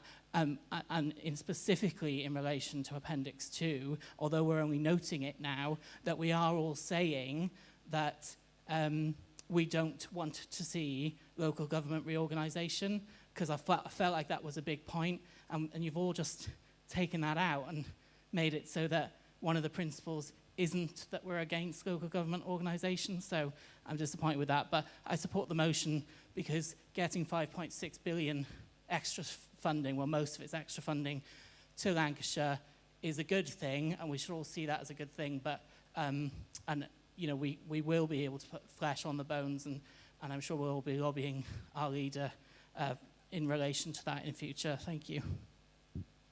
Okay, thank you. Councillor Gordon-Lishman. Thank you, Mr. Mayor. Well, I know that not all members of this council like listening to me going on about either history or wider issues, but it is now over 40 years since I was first elected to a local authority, and it is nearly 50 years since I started working with local authorities throughout England, with, in fact, all the county councils that were established in the 1972 Act. And what amazes me as I listen to this discussion is people's assumption that the deal that is currently being planned will be there in anything like the same format in 2 or 3 years' time, never mind the 20 or 30 that we're talking about planning. We're saying here that a lot will depend on the forthcoming white paper. The forthcoming white paper was drafted, and then a new Secretary of State, Michael Gove, was appointed, and he started redrafting it from scratch. It is, to put it mildly, not impossible that Michael Gove will find himself in a different part of government sometime over the course of the next couple of months. We'll then have a new Secretary of State who may well, just as Michael Gove did, have a different view of how things ought to be organised. I've seen these sorts of deals proposed by different parties in government. I liked the Labour Party's Regional Development Associations. I liked the Vince Cable Catapult, the Regional Development Fund that Michael Heseltine and Ian Wrigglesworth ran, and so on. They lasted usually less than the term of a single government, and then the structure and the system was changed. Unlike every other country in the world of our size and many smaller, we are ludicrously centralised. In every other country, there is a structure enshrined in constitutions in which bodies below the national government can take important decisions about things like economic development, about things like education.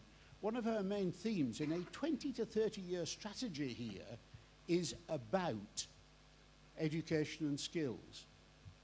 A new Secretary of State for Education or a new government would change that strategy in the blink of an eye, exactly as happened time and time again over years. Now, that's not a reason for not doing this. In fact, it's well worth doing, it's well worth attracting the extra money. The idea that that extra money is going to be secure for 5 years, never mind in an environment which is going to last over 20 or 30, frankly, colleagues, is cloud cuckoo land. Let's take advantage of what we've got at the moment.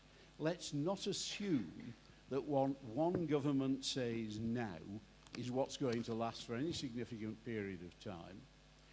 We talk about economic development. That requires long-term development, not just occasional bungs provided by the government to provide a bit of extra cash, particularly for conservative constituencies, which is demonstrably what's been happening.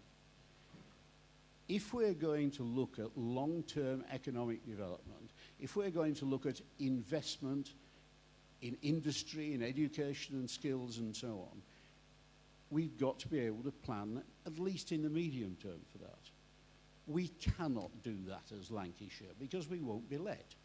We cannot do that as the North West because we will not be allowed. Even central government cannot do that because we have a system which arbitrarily changes governments at a relatively short time. So yes, let's take advantage of what's currently on offer. Let's not assume that's going to last as a coherent plan for 20 or 30 years. Let's just use it in the most effective way that we can, but with our eyes open to the changes that are going to come and that we're going to need to make as it continues. Thank you, Councillor Ishman. Madam Deputy Mayor. Thank you, Mr. Mayor. I can't tell you the disappointment I have. I didn't believe that Burnley would be the ones to break trust with the other 14 leaders. How can anyone ever trust us in a room? We were at the beginning of a journey. Now we'll probably have to claw our way back. I do agree wholeheartedly with Councillor Fewings in some of his points. I thought he spoke very well on the initial debate on the amendment, which has now become the substantive motion. And I agree in part with Councillor Lishman. No, we don't know what will happen in 10, 20, 30 years' time. But we have to deal with what we have here and now. And I believe we have set Burnley back by huge strides.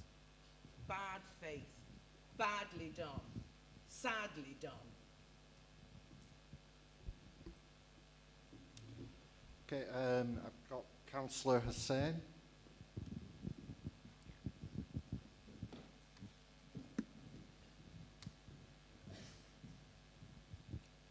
And thank you, Mr. Mayor. Just to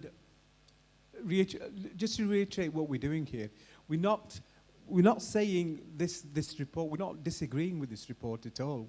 What we're saying is the wording needs to be changed from agreeing something that we don't know anything about, because, like Gordon's saying, and I've said previously, the government white paper hasn't come. So in 2-3 months' time, when the new Secretary of State has a new government white paper, things might change. All we're saying is, let's not agree to something now when things can change.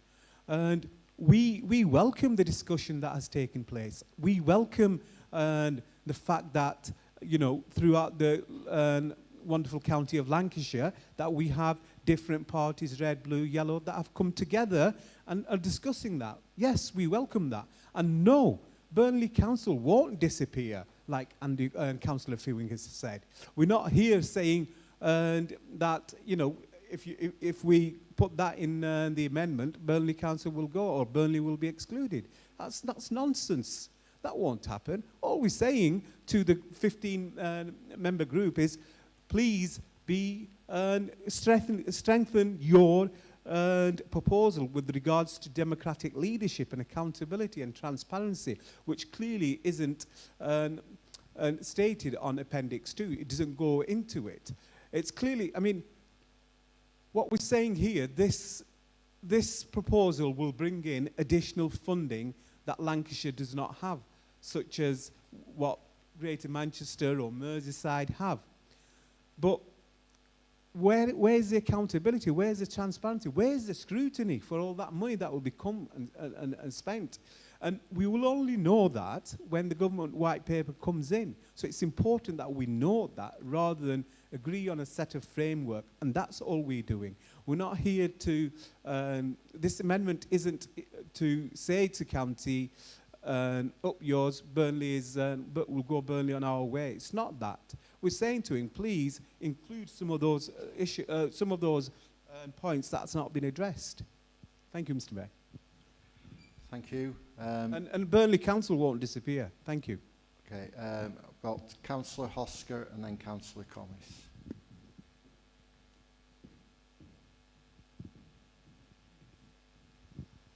Thank you, Mr. Mayor. You know, I've thought we have a party because I didn't want a unitary council.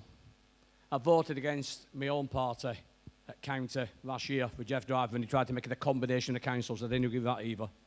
And yet, I listened to my colleague, Kazi, and I listened to Hanwar. If you've got this, they want to listen to 15 people, and I was all in agreement with it. This objection tonight, what they've put in now, I just think it's just caused bad feeling. I just gone cat among pigeons. I just think it was just a big mistake.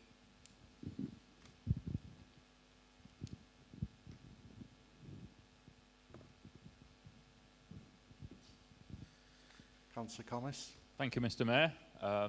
I would like to echo some of the comments that Councillor Fewings made. It was disappointing that the amendment went through. Nevertheless, that's where we are. My support for the whole process and for the county deal is coming from a very similar place, in the sense that I view it as a defence against the potential of centralising and taking local government further away from local people.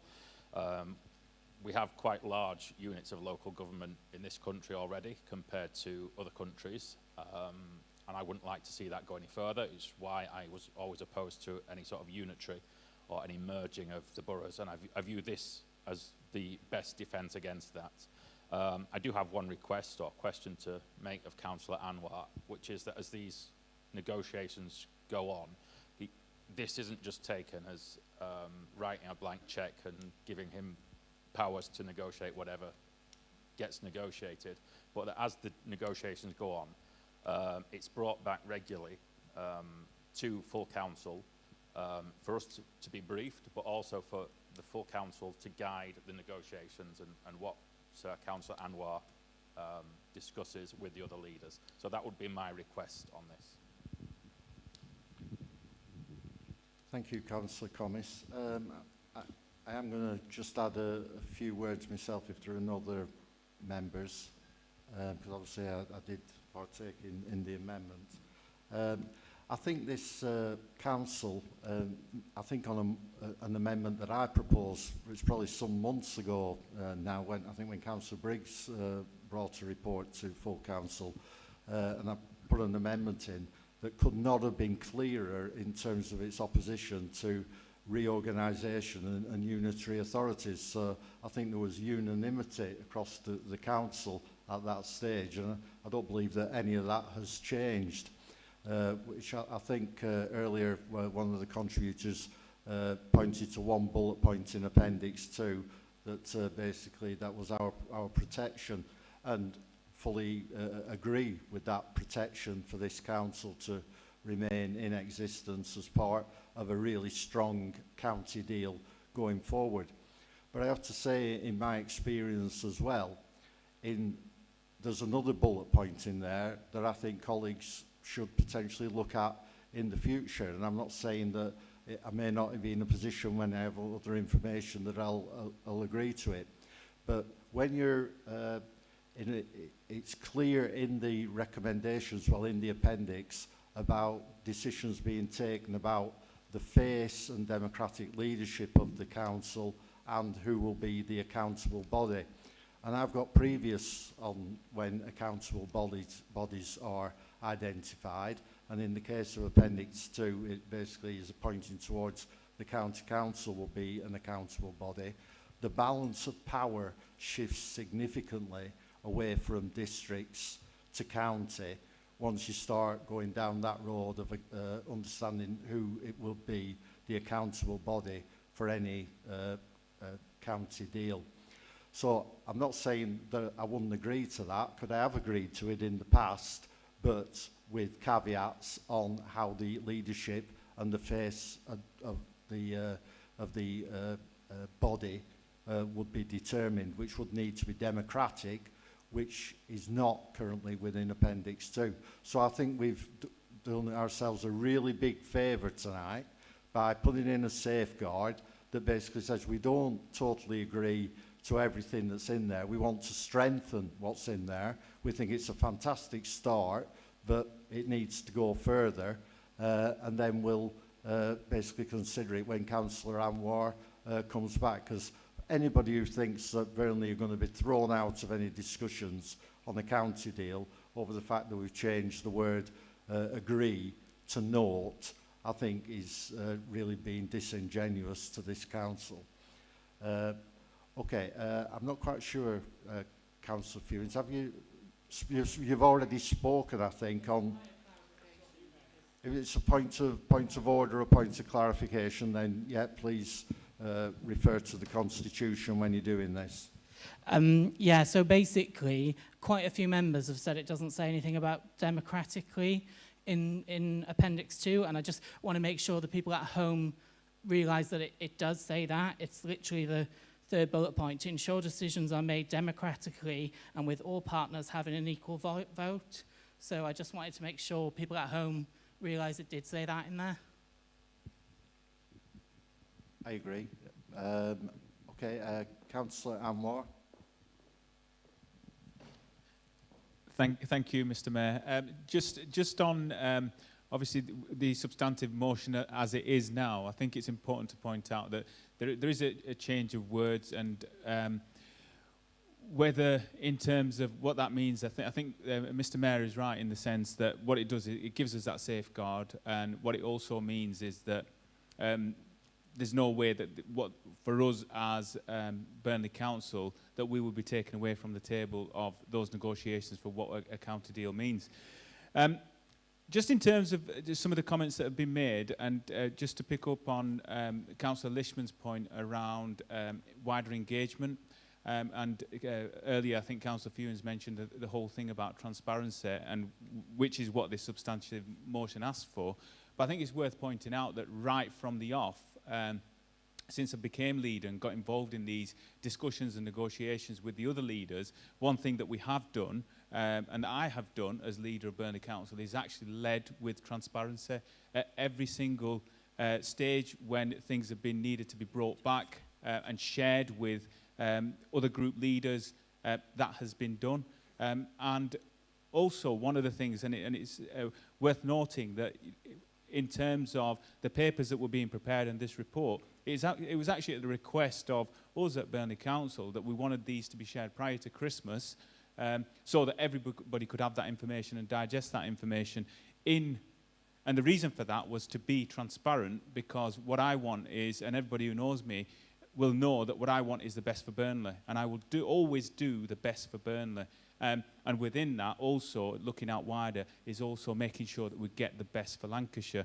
So what I can assure you, and I appreciate the support that we've got from across the chamber in terms of the motion itself, as is now, and the deal itself, because what it does, it gives me the confidence to actually go there with Lancashire leaders and get the best possible deal that we can for Lancashire, but also for Burnley as well. And you will also, you have my assurance that you will always get transparency as far as I'm concerned. Thank you, Mr. Mayor. Thank you. Okay, we'll move to the vote on the, sorry, is there another, oh sorry, Councillor Graham. Sorry, Mr. Mayor, I'm just conscious of time and that we've still got a fair bit to do on the agenda. So can we move standing orders to exceed 9:30, please? I'll second that. Okay, that's been moved and seconded. Can all those in favour please show?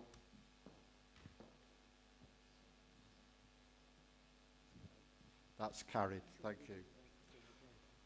Okay, now we need to carry on with that debate. Can we move?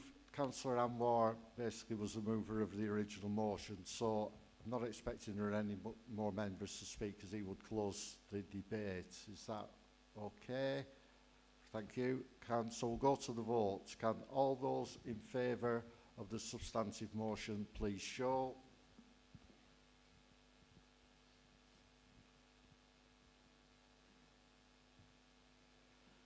Any against?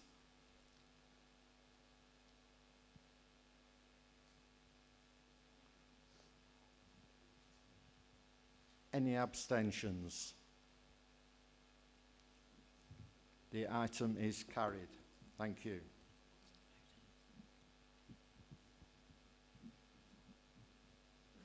Item 7 on the agenda, reports from committee chairs.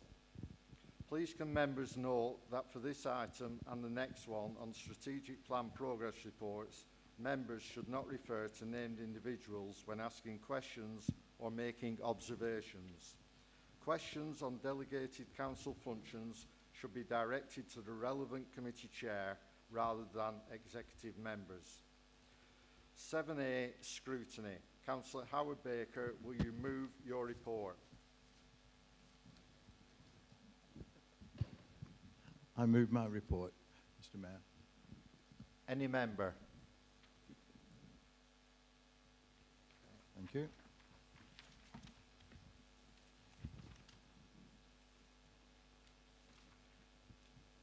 Item 7C, licensing. Councillor Jeff Sumner, would you move your report?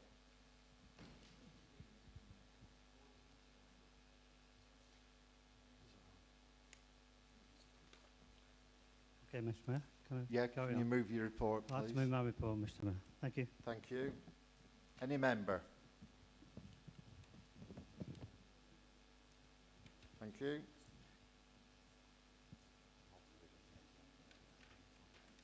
Uh, 7D, development control. Councillor Saeed Chowdhury, will you move your report?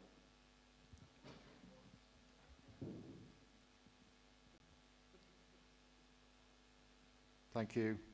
Any member? Okay, thank you.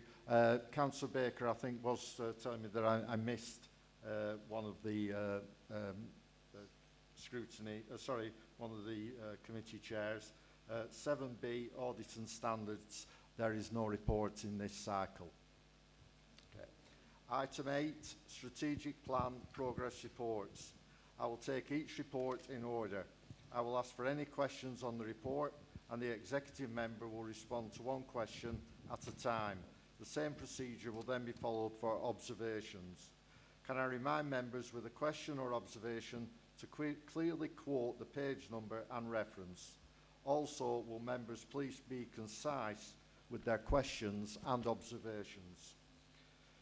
Leader, Councillor Afraziab Anwar, will you please move your report? Thank you, Mr. Mayor. I move my report. Are there any questions for the leader? Nope. Okay. Are there any observations for the leader?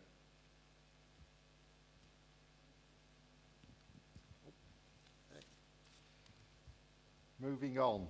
Deputy Leader and Executive Member for Resources and Performance, Councillor Sue Graham, will you please move your report? Thank you, Mr. Mayor. I move my report. Any questions? Any observations?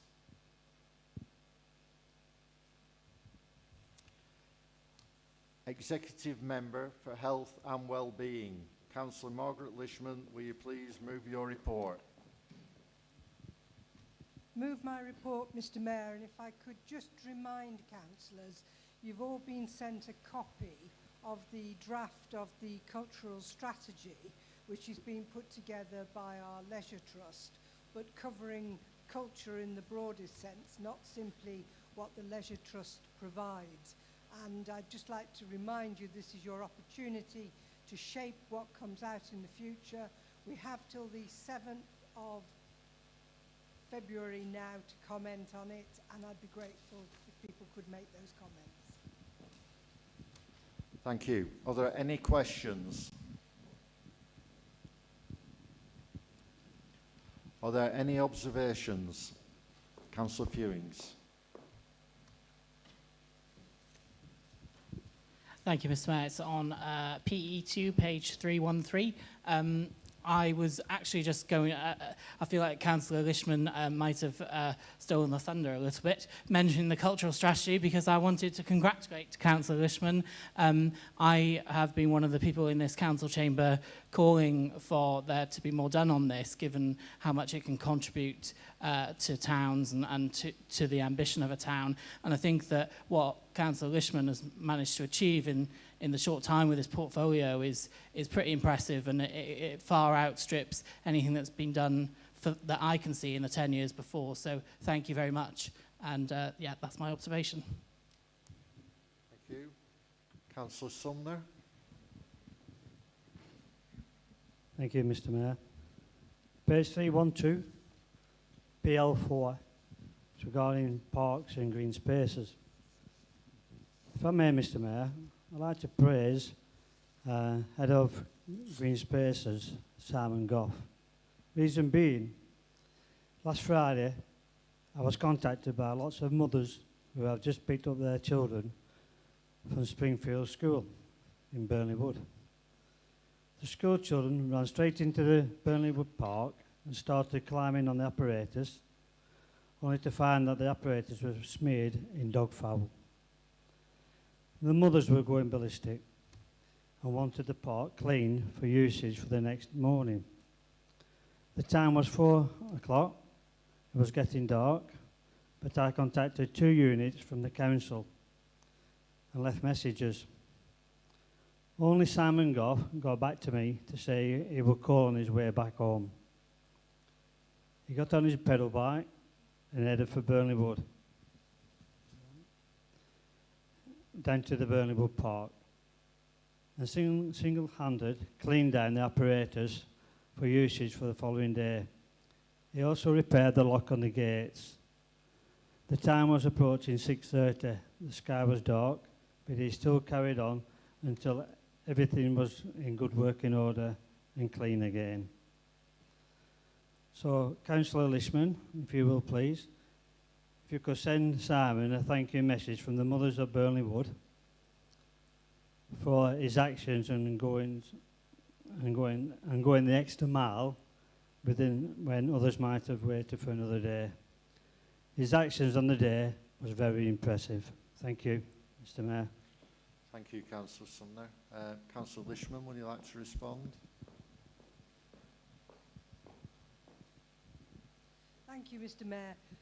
Thank you, Councillor Fewings. I'm not sure I should really deserve that level of praise, but I like it, so thank you very much. And I will certainly pass on your thanks to Simon. I have to say publicly, we are a very lucky council to have Simon Goff looking after our green spaces. And I'm happy to say that publicly. And everybody's nodding, so I know I'm right. Thank you, Mr Mayor. Thank you, Councillor Lishman. Executive Member for Housing and Development Control, Councillor John Harbour, will you please move your report? I'll move my report, Mr Mayor. Any questions? Councillor Baker?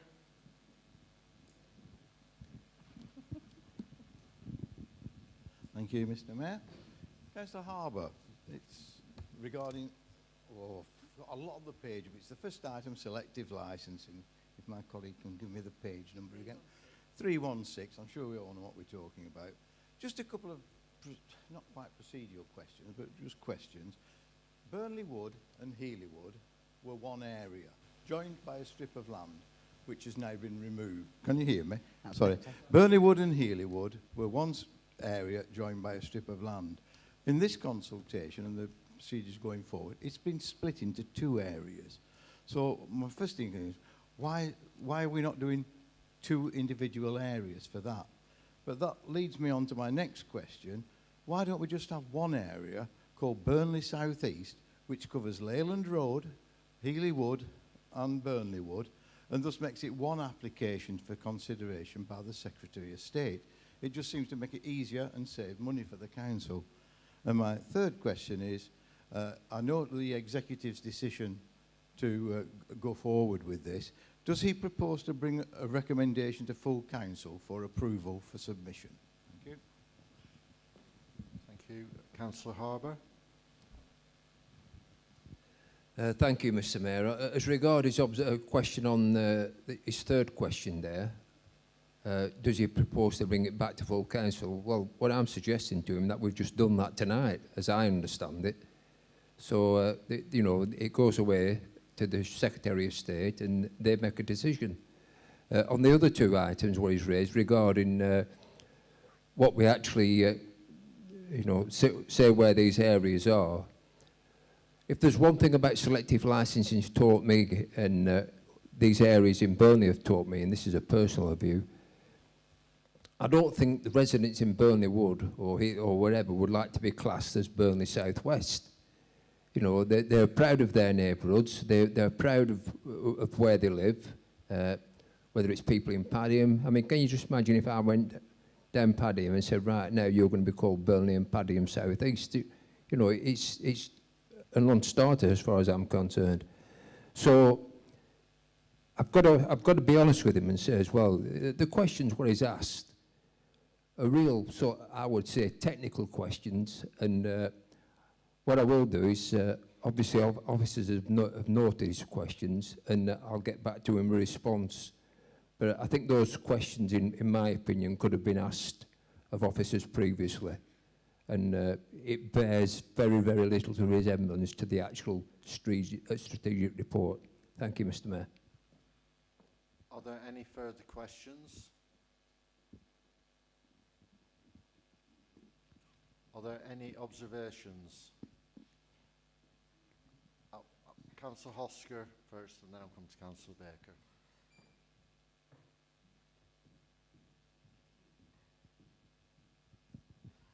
Thank you, Mr. Mayor. The observation being, I spoke to Councillor Harbour at the executive here we call. There's no question I'm going to ask, it's just the observations I asked him on that night about the bridge house Hampton and a shop that's been vacant for many years, both of them in bad need of repair. The Hampton Parish Council wants to know what's happening with these two buildings, and I'd just like an observation, an update, and as soon as you can give me one, I'll be grateful. Thank you. I'm not sure we got a page number and a reference there, but we'll live with that. I'm sure Councillor Harbour will be able to respond. Are you okay if I just take Councillor Baker? Councillor Harbour, okay. Councillor Baker. Thank you, Chair. With regard to the calling it Burnley South, I'm not bothered. Call it Burnley number 2 area or something like that. So, and it arose by any other name. It just seems pointless sending in 2 separate applications when one would do, and even better to send 3 in when one would do. Regarding we certainly didn't decide tonight that this would go through to the Secretary of State, Councillor Harbour. It was just to approve a budget for this thing. If it had been that on the agenda, then I would certainly have left, because I would have had to declare an interest, and I didn't do. This is the only forum where I am allowed to have an interest and still ask questions. My next question then is basically... We're on observations, Councillor Baker. My observation, Mr. Mayor, I do apologise for my choice of words, inept though they were. And please give me a page number and a... 215, I think it's 215, back where we were, same bit as before, nothing clever, straight to the speech. Sorry? 316, Mr. Mayor. Right. The Housing Act 2004 defines a local authority as a unitary authority, a district council, as long as it's not a unit authority, etc. So that defines only the housing authority is not the executive. They cannot put forward a thing. The local housing authority is the full council, and I do not believe it is authorised for the executive just to put forward something without full authority approval. Now, I'm not disputing the thing. I quite agree with what's going forward, but I feel that we're giving opportunities to certain people to challenge this on the fact that we haven't done it correctly. Now, my information is only up to date from the 25th of January, so if the member knows of any changes to the Housing Act 2004 that allows us to do that, then please tell me and I'll shut up. Thank you. Councillor Harbour. Thank you, Mr. Mayor. I hope my old friend and colleague, Councillor Baker, will understand that if I am going to take any advice, legal advice, or advice on how we do things as a council, I'll probably take them from the officers and the legal sections of the council. I think with this, you know, it's what we've done this time is almost identical, in my opinion. If I'm wrong, I'll apologise for that. But we've done it before. It's never been questioned before by members. I appreciate some members of the public might not like what we're doing, but it's there for the Secretary of State. If we've got it wrong, the Secretary of State will tell me that we've got it wrong. And, you know, I think I'm taking more notice of the Secretary of State's opinion than on this occasion, Councillor Baker's. Councillor Oscar raised the issue and an observation regarding the shop in Hampton and the Bridge pub. And I think to be fair to him, he also brought up the executive as well. And he did say that he himself had been trying to resolve the matter regarding the shop, and he'd been trying for some time.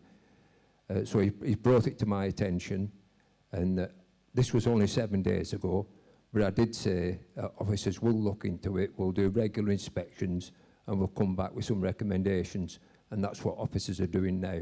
Thank you, Mr. Mayor. Thank you. Executive Member for Community and Environmental Services, Councillor B. Foster, will you please move your report on behalf? I'm happy to move my report, Mr. Mayor. Thank you. Are there any questions? Okay, Councillor Chamberlain first, then Hosker, and then Ferrier.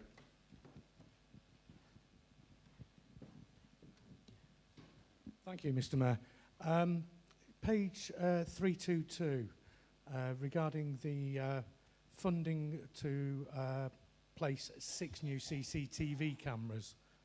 Could Councillor Foster let us know where these cameras are located, please? Thank you. Thank you. We do say we'll take one at a time. Do you want to take them one at a time, Councillor Foster? Yep, that's okay. Please take that one. Behind you. We're in pantomime season, aren't we? It's behind you. Unfortunately, I can't give you that information, and the reason why is because, of course, we don't like to publicise where these CCTV cameras, the locations of them are, or it defeats the object. But if I'm sure, what I can ask the officers, that if they are placed in people's wards, which they will be, maybe that's what I could suggest, that the ward councillor is told where it is. That's okay? Thank you. Councillor Hosker. Thank you. Thank you, Mr. Mayor. Councillor Foster, I wonder if you can give me an update on the blue bins for Hampton, what we've applied for. You did a survey. I got told before Christmas I'd get the result of that survey in January. Can you please update me?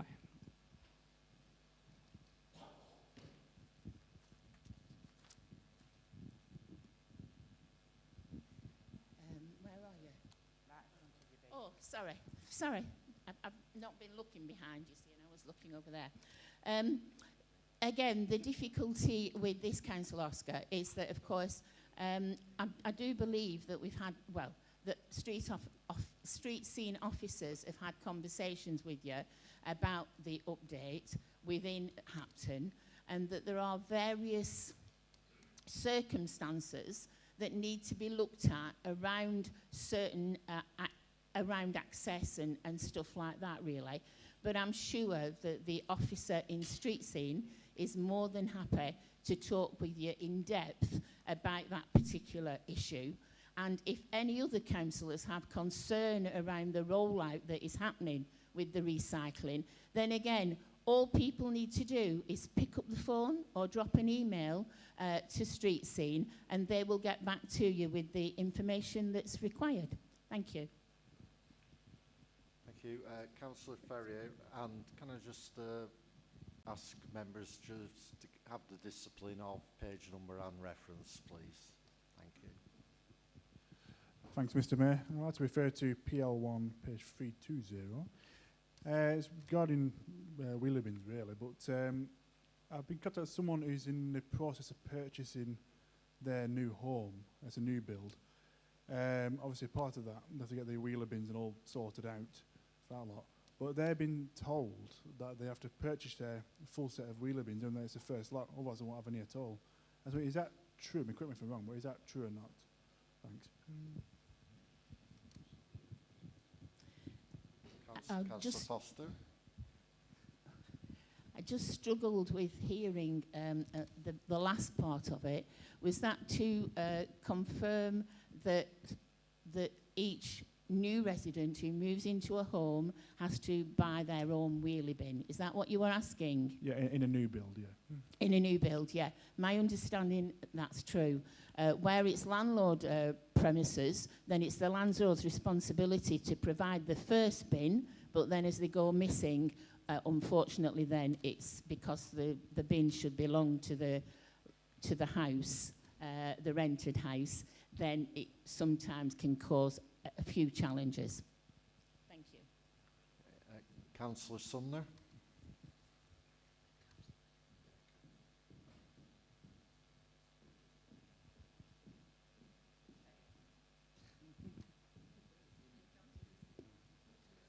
Thank you, Mr. Mayor. Page 320, PL1. And the question is regarding the headlines. We will implement a range of initiatives to maintain a clean, safe, attractive and environmental friendly borough, including a focus on reducing dog fouling. So my question is, Mr. Mayor, is I expected some correspondence within the report today, giving figures on fixed penalty fines on black bags, dog fouling with dog control, fly tipping. Unfortunately, there's nothing to show for it, which could give a wrong impression that is what really happening throughout the borough, and especially on these three issues alone. Councillor Foster, I made yourself with the rest of the executive privy to the photos that I took within the grid of Burnley Wood on Monday. It shows the terrible condition that these residents have to live with on a daily and weekly basis. Dog fouling is getting worse. Fly tipping is getting worse. And now there's rats running everywhere. So it's quite clear that the process we are using to make this borough a clean, safe, environmental friendly, with a focus on reducing dog fouling, is obviously not working. So can the borough residents expect to see changes and improvements to correct these issues? And if so, what? Thank you, Mr. Mayor. Thank you. Councillor Foster. Thank you. Thank you for raising this issue. Due to the fact of I have seen the awful pictures from not just the ward that you represent, but from other wards over the last few days, because I wanted to clarify lots of things in this, I have wrote something for myself about it in response to, for all councillors and for the residents of the borough, to reassure them of what is happening here. During the COVID pandemic, unfortunately, we have seen a significant increase in the waste due to people spending more time at home. This has presented, as you can imagine, challenges for the waste recycling and cleansing teams. The cleansing contractor, as a result of this, has increased resources to tackle these problems and to ensure that all services have continued to be delivered through the pandemic. As a council, we can be extremely proud of this fact, for at no time has any of our services had to be suspended, unlike lots of other councils up and down the country. The last month has been particularly challenging, with the waste contractor experiencing up to 20% of its workforce being off sick with COVID. A big thank you to all for this achievement. Councillor Baker. Oh, sorry. I was turning my page. Apologies. Unfortunately, at the same time, the council has seen a spike, which you and other wards have seen, in dumped and side waste dumping in back streets, which, as a council, we all know, is totally unacceptable for our town.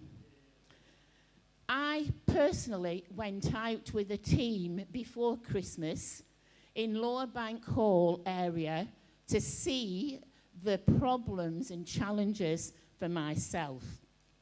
As a result, the decisions that have been taken are that we are having leaflets printed in multi-languages stating what can be collected, the dates of collections, and that side waste is totally unacceptable.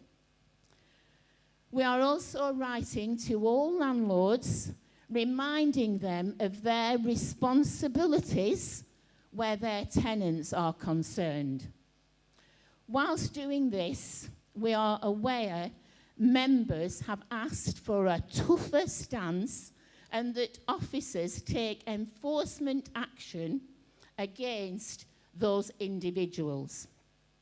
Councillors will be pleased to know that this is already being done, as this is a constant challenge, but of course it's been a spike because of COVID, etc.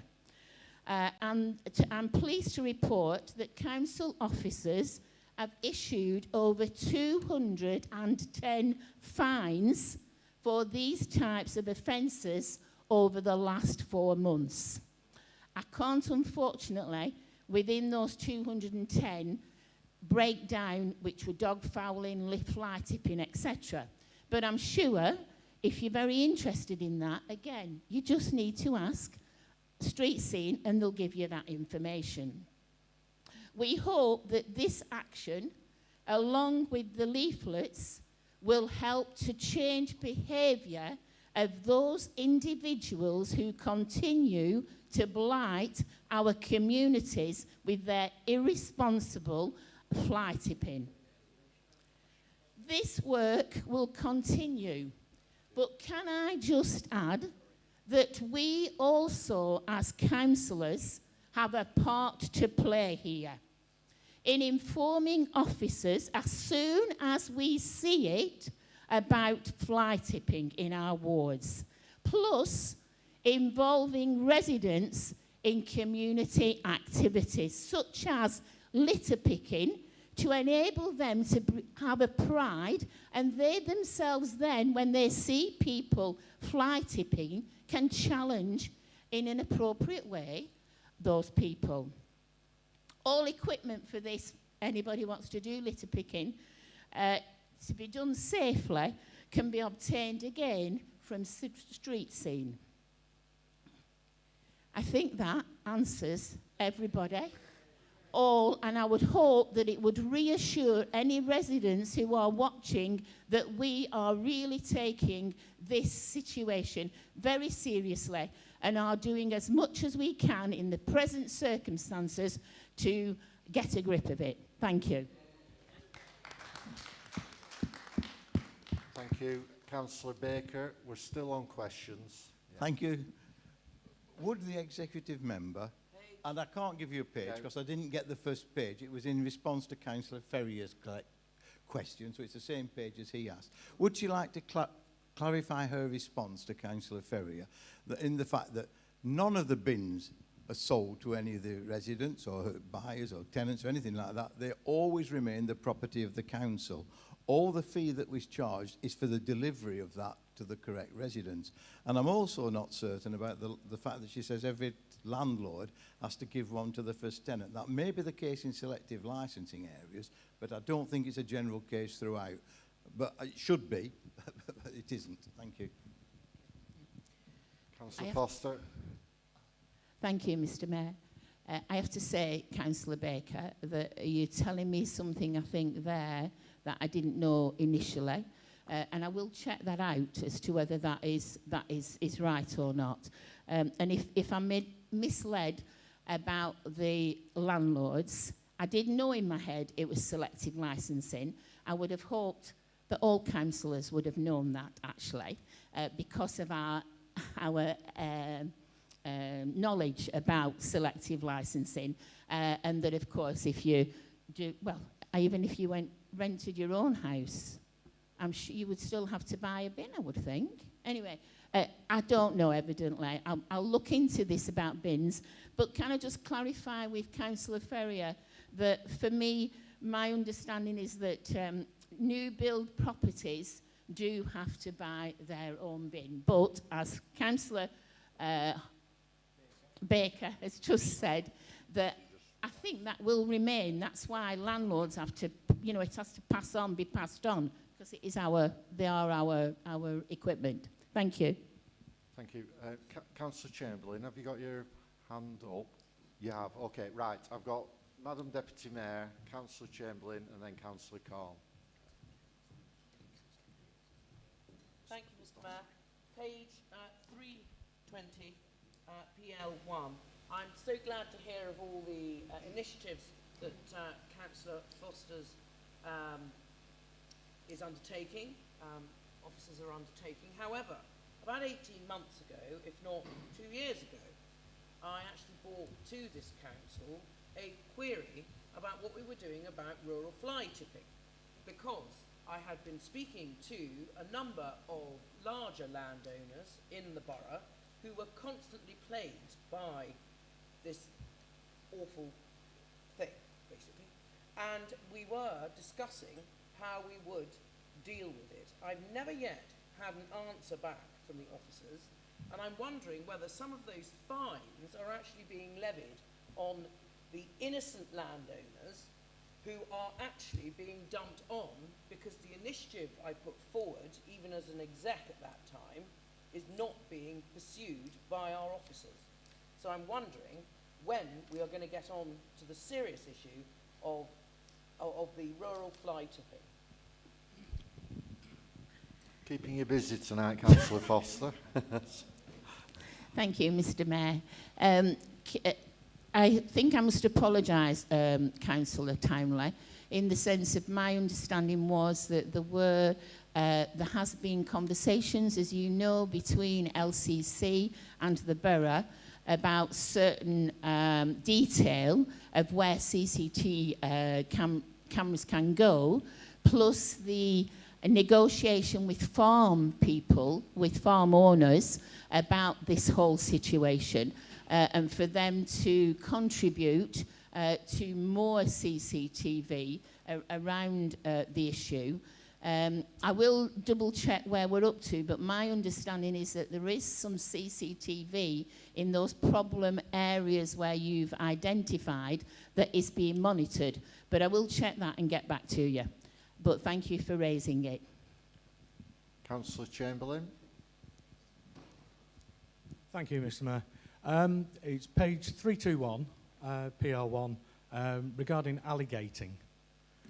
Whilst I recognise that the alligating is a vital thing, unfortunately, it isn't really working in certain areas. I go round every single night in Burnley Wood, locking the gates that I can lock. There are several pintle pins that push pins on them that are bent. I've had reports of locks being super glued, and it also leads on to and ties in with the fly tipping. A lot of the fly tipping in that particular area isn't other people coming in, it's the residents themselves, I'm afraid. I wonder what we can do as a council to eradicate it, and secondly, also on the lead times for repairs to the alligates. I've put in for several to be repaired, and being told that there's a lead time of 6 to 8 weeks for it. Unfortunately, I don't think that's good enough. Thank you. Thank you. Councillor Foster. Thank you, Mr. Mayor. Councillor Chamberlain, my first question to you was, have you reported these things to Street Scene? You evidently have. Again, you're telling me I don't know the detail of repairs in that sense, but I will have a conversation because, as you pointed out, really, they need more, if it's 6 to 8 weeks, they do need more immediate attention. But that may be as well, in fairness, around the situation at the moment. I mean, COVID is still affecting lots of things, and and it may be, but I do accept what you're saying, and I will pass that on and confirm and get back to you. Thank you. Okay. Councillor Corn. Mr Mayor, page 320, PL1. Can I just first of all thank the Cabinet member for the very exhaustive, comprehensive briefing you've given us all tonight and reminded not just us councillors of the importance of contacting street scene, but I know there's tens and thousands of Burnley and Padiham residents watching this live as I speak. So it's important to get that right. And I just want to touch upon the COVID situation. And can I just ask you very simply, could you extend our gratitude and thanks to all those people that have managed to carry out convictions and enforcements, especially when there's 15% of our workforce still low? That's what I want to ask, Councillor. Councillor Foster. Thank you, Mr Mayor. Thank you for those kind words, Councillor Wajid.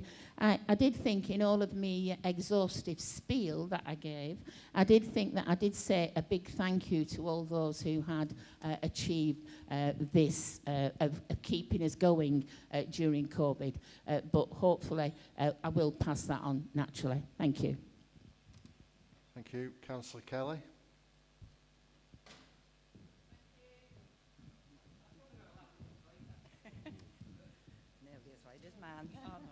Nearly. Page 321 about the alligating. I feel really mean now, Councillor Foster, after all you've been saying about it. But I was going to ask you before. I think we all appreciate the need and why alligating is there. But if you remember at the last meeting, a lady came talking about Queensgate and Brennan Street, and she said she'd reported the broken gates nearly a year ago. I actually called down to see her today, specifically before this meeting tonight, and it just happened to be the day that the bin men are there. The bin men actually watched them take the stuff away. The gate at the end was open. They came in and took it. At the other end of the back street, there were bags and bags full of rubbish. So we walked up to the other end, and as the bin men came around, we asked them, and they said, no, we're not taking those. We don't take these black bags that are there. Obviously, the lady who lived in the house very near heard us talking and came out and was like a little bit nasty, saying, what are you doing here and why are you looking? So, you know, we're looking at these black bags. Well, they're not mine, she said, but because the gates have been open now for nearly a year, everybody who wants to dump the rubbish pops through our alley gates and dumps it there. And she said it isn't the residents of our back street who are doing it, but it's because the alley gates are broken. And I know that Jennifer has reported them, and she was here at the meeting, however many 6 weeks ago or whatever it was, talking about the same alley gates being broken. So I said, well, I think we all understand the use when it works, but it doesn't seem to be working at the moment. I've no idea what the answer is, but I think we maybe need to try and get somebody checking on them, and presumably the bin men, when they're going round, they should know that the gates are broken, and maybe they could pass on as well. I think it's probably a case of passing on information and people going around checking. So I said I feel a bit guilty criticising you after all you've said about it, but that's how it is, I'm afraid. Thank you, Mr Mayor. Thank you. Councillor Foster. Thank you, Mr Mayor. You don't need to feel mean or concerned about criticising.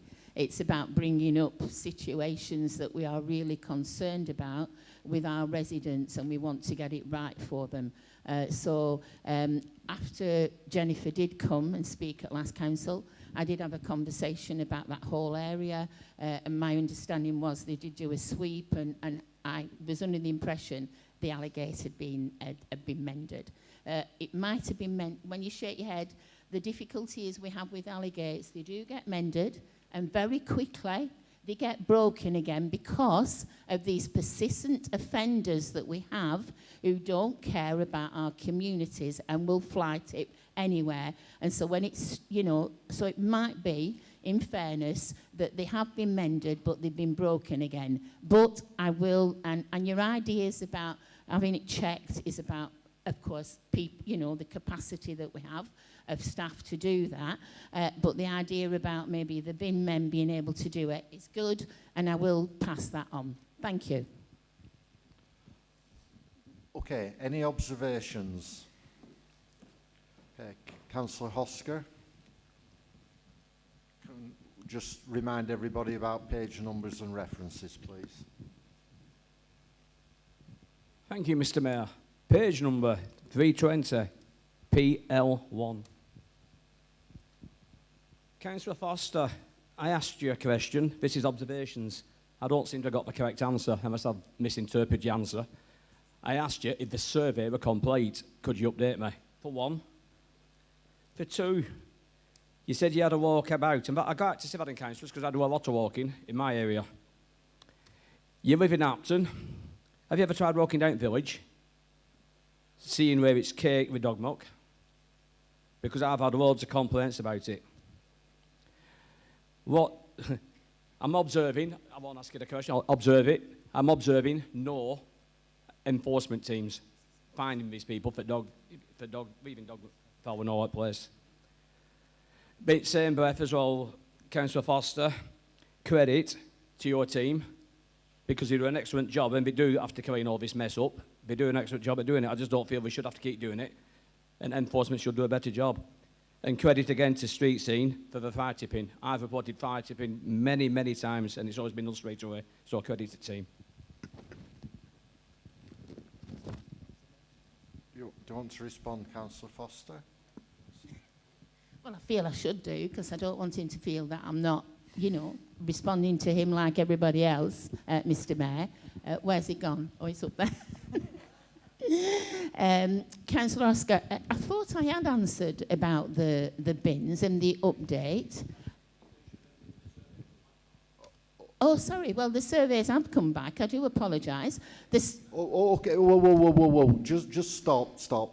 Basically, you know, members ask questions, and executive members or scrutiny chairs will answer the questions as they see fit. And you may not like the answers, but those are the answers. So please, can we refrain from interrupting? All I can say, Councillor Oscar, is that yes, the surveys have been carried out, and that all the information that was collated is now being looked at, and as a result of the decisions that will be made, ward councillors plus residents will have a feedback as to whether they are having the bins or they're not having the bins. But again, as I keep saying, if you do have a concern about this detail, then you just need to ring Street Scene and they will tell you where we are up to with any of these issues. Thank you.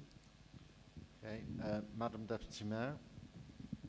Thank you, Mr. Mayor. I will be brief. It's 320 PL1, and just in answer to my original question is there hasn't been any further movement as far as I can see, Councillor Foster. No one has been contacted, and in fact there seems to be very little collaboration between the Burnley Council officers and LCC. It's very disappointing because fly tipping has gone up in the rural areas, and the people who are being penalised are not the people who are doing it. So I don't expect to see more fines or anything else being levied on landowners of any sort, anywhere, until we sort out some form of problem, which we know about, and which we've been chasing for 2 years, but have not received anything back from Street Scene. Thank you. Okay, thank you. Councillor Whittaker.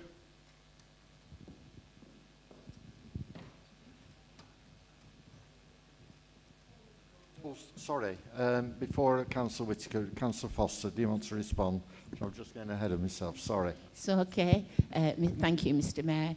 Only to say, really, to Councillor Townley, I can only apologise again. My understanding was that things were moving in this, and that we will look at it again, and hopefully we will have movement. Thank you. Thank you. Apologies, Councillor Whittaker. Please go ahead. Thank you, Mr. Mayor. Page 320, PL1. My observation is it's great that we're discussing all this now.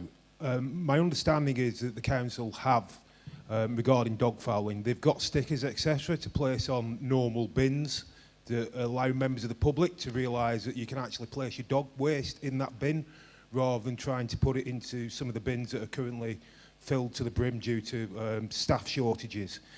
I would like to encourage the council to get stickers and put them on these bins, please, if they are available. That is my observation on this matter. Thank you. Councillor Foster. Yeah, I think, excuse me. I think, again, my understanding is that the bins that are able to have dog waste in them and not just ordinary waste are marked as such throughout the borough, because there are some bins you can't put it in and others you can. So we have had to make that difference. But I will check with that as well. He wants to come back. Can he come back, Mr. Mayor? No. It's not a questions and answers session, a game of ping pong. It's I believe that is it. You've worked very well there, Councillor Foster. Excellent effort. Right, moving on. Executive Member for Economy and Growth, Councillor Asif Raja, will you please move your report? Thank you, Mr. Mayor. Before I move my report, I just feel I need to say something on my report and highlight the positive stuff that's been going on in my strategic report. So, firstly, I would like to thank everyone involved in making the Pioneer Place project finally cross the line and head into the development phase. It has took nearly 5 years from when this council first put forward their vision of the site. After many knockbacks and hurdles, we finally did it. Once again, thank you to everyone who has supported this project. This month again, we see a lot of positive news in and around Burnley and Padiham. Firstly, I would like to thank all the officers who have been working very closely with local businesses throughout the pandemic, ensuring that they are doing everything to keep them operating and safeguarding jobs. The team has recently awarded the hardship fund to two local businesses to assist them with their recovery plan and create 36 new jobs. The Vision Park has been a regular feature in my strategic report over the years, and I'm happy to say that Vision Park is now fully occupied. Moving on to Padiham, retailers have welcomed the launch of the Padiham Virtual High Street, where locals can shop online and use the click and collect service to order goods from retailers that have signed up to the site. If you haven't already done so, please use the link provided in the report and have a browse. Finally, I would like to thank all the officers who are working extremely hard to get the 3 projects funded by the Levelling Up Fund off the ground and into the development phase. On that note, I move my report. Thank you. Thank you, Councillor Raja. Questions? I've got Councillor Commis and then Councillor Ishtiaq.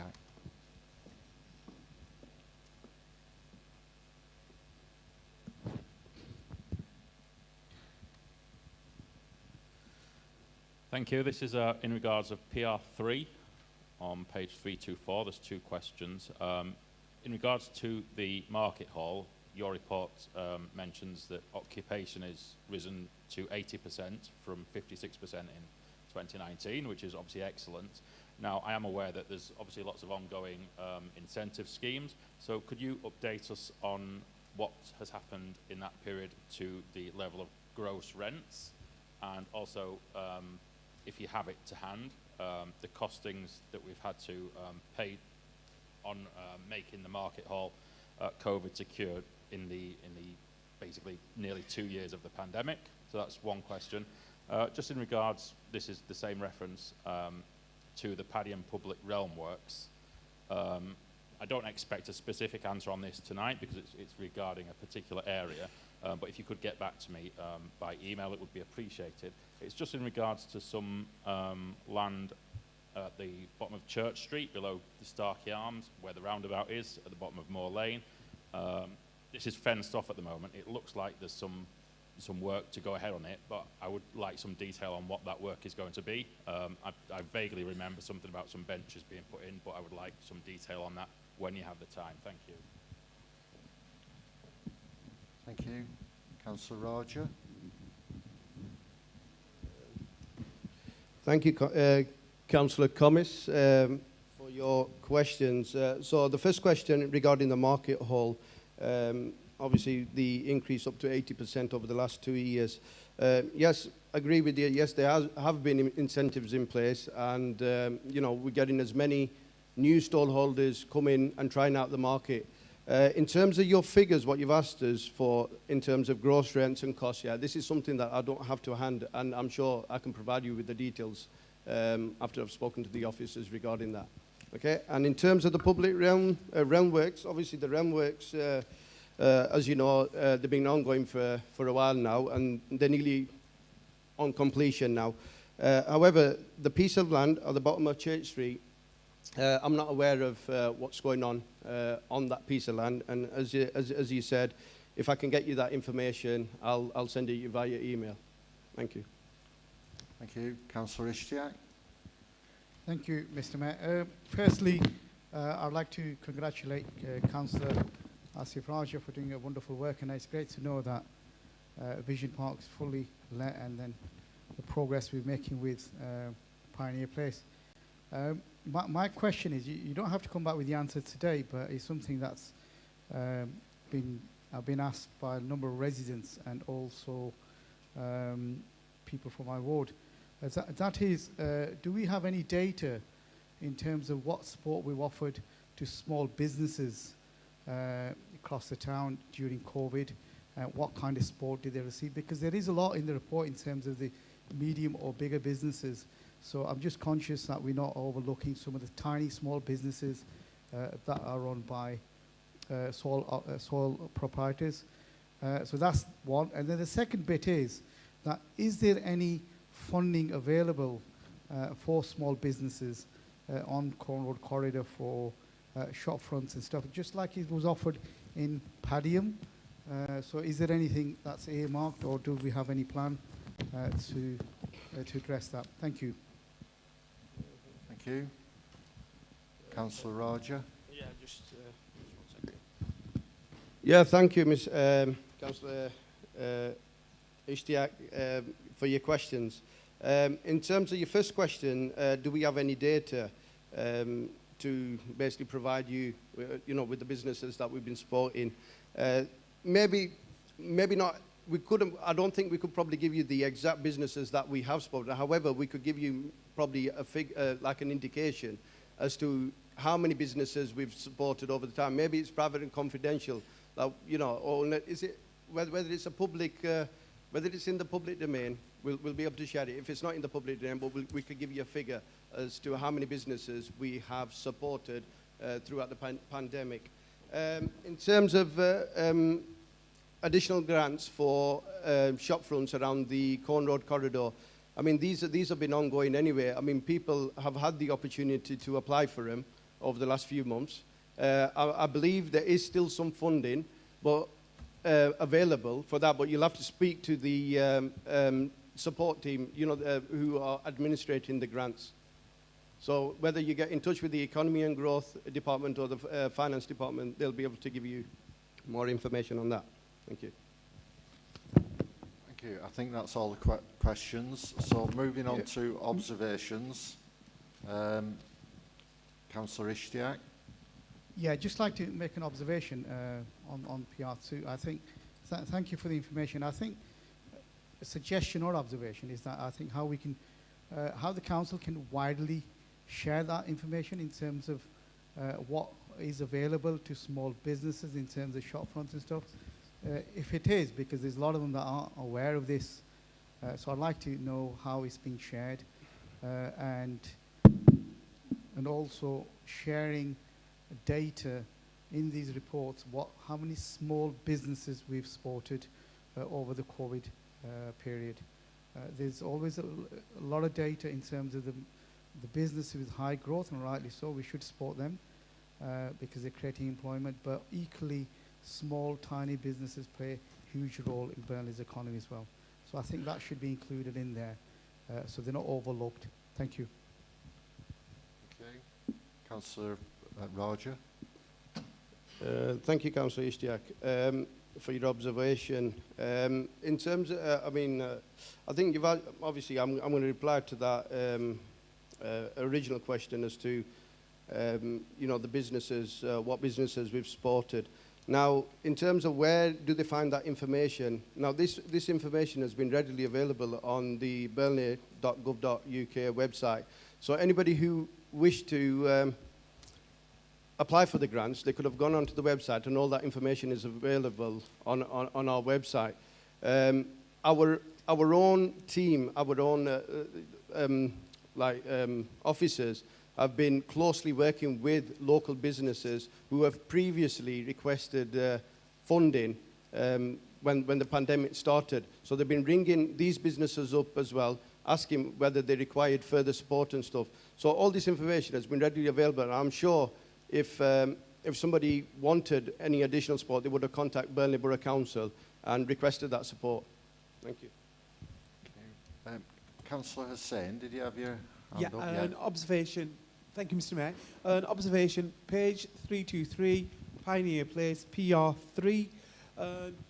With regards to that, and yes, congratulations to everybody involved in terms of the officers and the exec members and so on, but also, and it's one of them, it's a project that's been ongoing for a number of years, so it's something that successive administration in the past have continued to work on it, and you know it has to, those people would we have to credit those people as well to carry on and developing that site, because one of my first questions in the council chamber, I remember, was with regards to the Oval development, as it was called, and it was retail based, but now Pioneer Place is more leisure based, and my observation would be, let's market this so to ensure that people do come into the town, do come into the Pioneer Place and make it a destination site. And I think if we're able to do that, I think the retail sector will grow as well. Thank you, Mr. Mayor. Thank you. Councillor Roger. Thank you, Councillor Hussain. Yes, I take on board your comments, and absolutely, this place will get marketed as it should be, and hopefully encourage people, not only people from Burnley, to come and visit our town centre. We'll even get people from surrounding areas to also come and visit our town centre. Thank you. Thank you. I believe that's all observation. Oops, Councillor Anwar.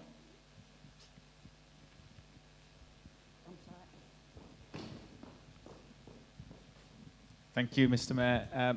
PR3, page 323. Just like to comment on, with regards to the Canal Side and Town Centre Master Plan. As some of you might have seen in the news, this week we've had the Centre for Cities report that's been produced, and out of that they looked at 62 towns and cities across the country, of which the best performing place out of all of those as a town was Burnley Town Centre. And I think the efforts of all the staff and the executive member and everybody who's involved in that, making that happen, needs to be commended and passed on. But I want to make special mention for those who are involved in the Burnley bid, but also for the brand manager as well. Rachel does a lot of work to promote the town centre. I think one of the comments that was made was that one of the reasons for this is that Burnley's done well is because a lot of the businesses have had grant support from the government. I think, yes, grant support is welcome, but I think it also links back to the Canal Side and Town Centre Master Plan, that we as a local authority and as people of Burnley had a vision and a plan for what we wanted our town centre to be. And we've heard from other colleagues around obviously at the Pioneer Place, and that's becoming a reality. The fact that the footfall has not fallen, even though we've had the pandemic, and that's starting to, the town centre is recovering. It's all down to every single one of us that have been involved in that, and those were there before us. But I think it's special mention needs to go for those businesses, but particularly those people who work in the background. So I'd just like you to pass that on if you could, Councillor Roger. Thank you.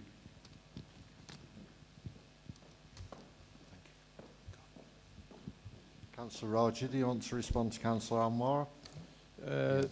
Thank you, Councillor Anwar. Yes, I take on board everything you've said, and I'll pass on the comments to everyone involved. Thank you. Okay. Councillor Whittaker.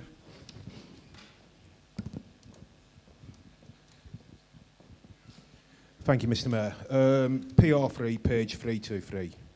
I just want to make the observation, and I want to start by saying that it was great to see that finally, after 17 years of kicking the can around the bush under various administrations, this council can now finally move this project forward, i.e. Pioneer Place and the others, by funding from the Conservative-led county council and funding from central government.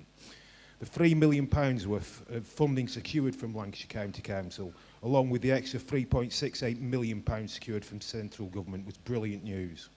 Finally, I'd like to add that it was fantastic news from the budget with the Chancellor's announcement that the Levelling Up Fund came to Burnley. It's £20 million worth of direct government investment in our borough, transforming opportunities, delivering for our businesses and delivering for our young people and those looking to get into higher education. I'd also like to thank all the officers and our Member of Parliament for the work that he's consistently done towards getting this funding into our town. Thank you very much, Mr Mayor. Councillor Roger.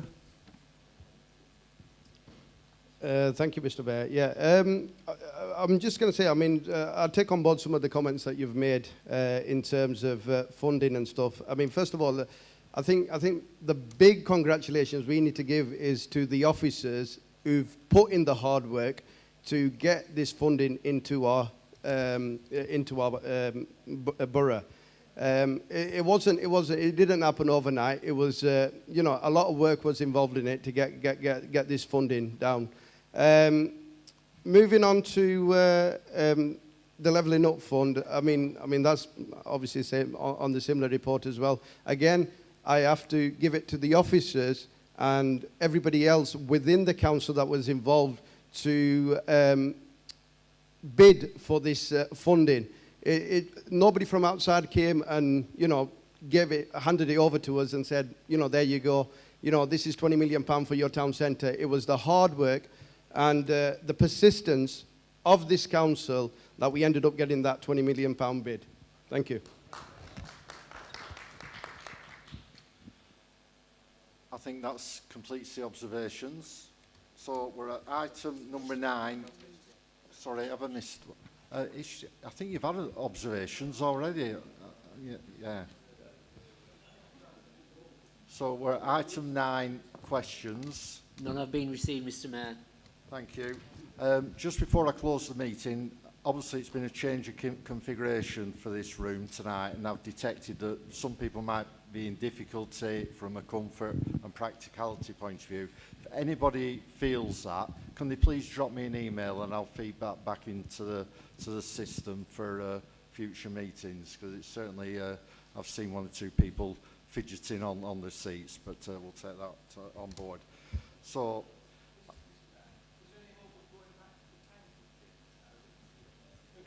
we're not in questions to the Mayor now. If you want to drop me a line outside of the meeting, then we'll go. But we have a set agenda, Councillor Baker, as you well know, and we're just about to get to the end.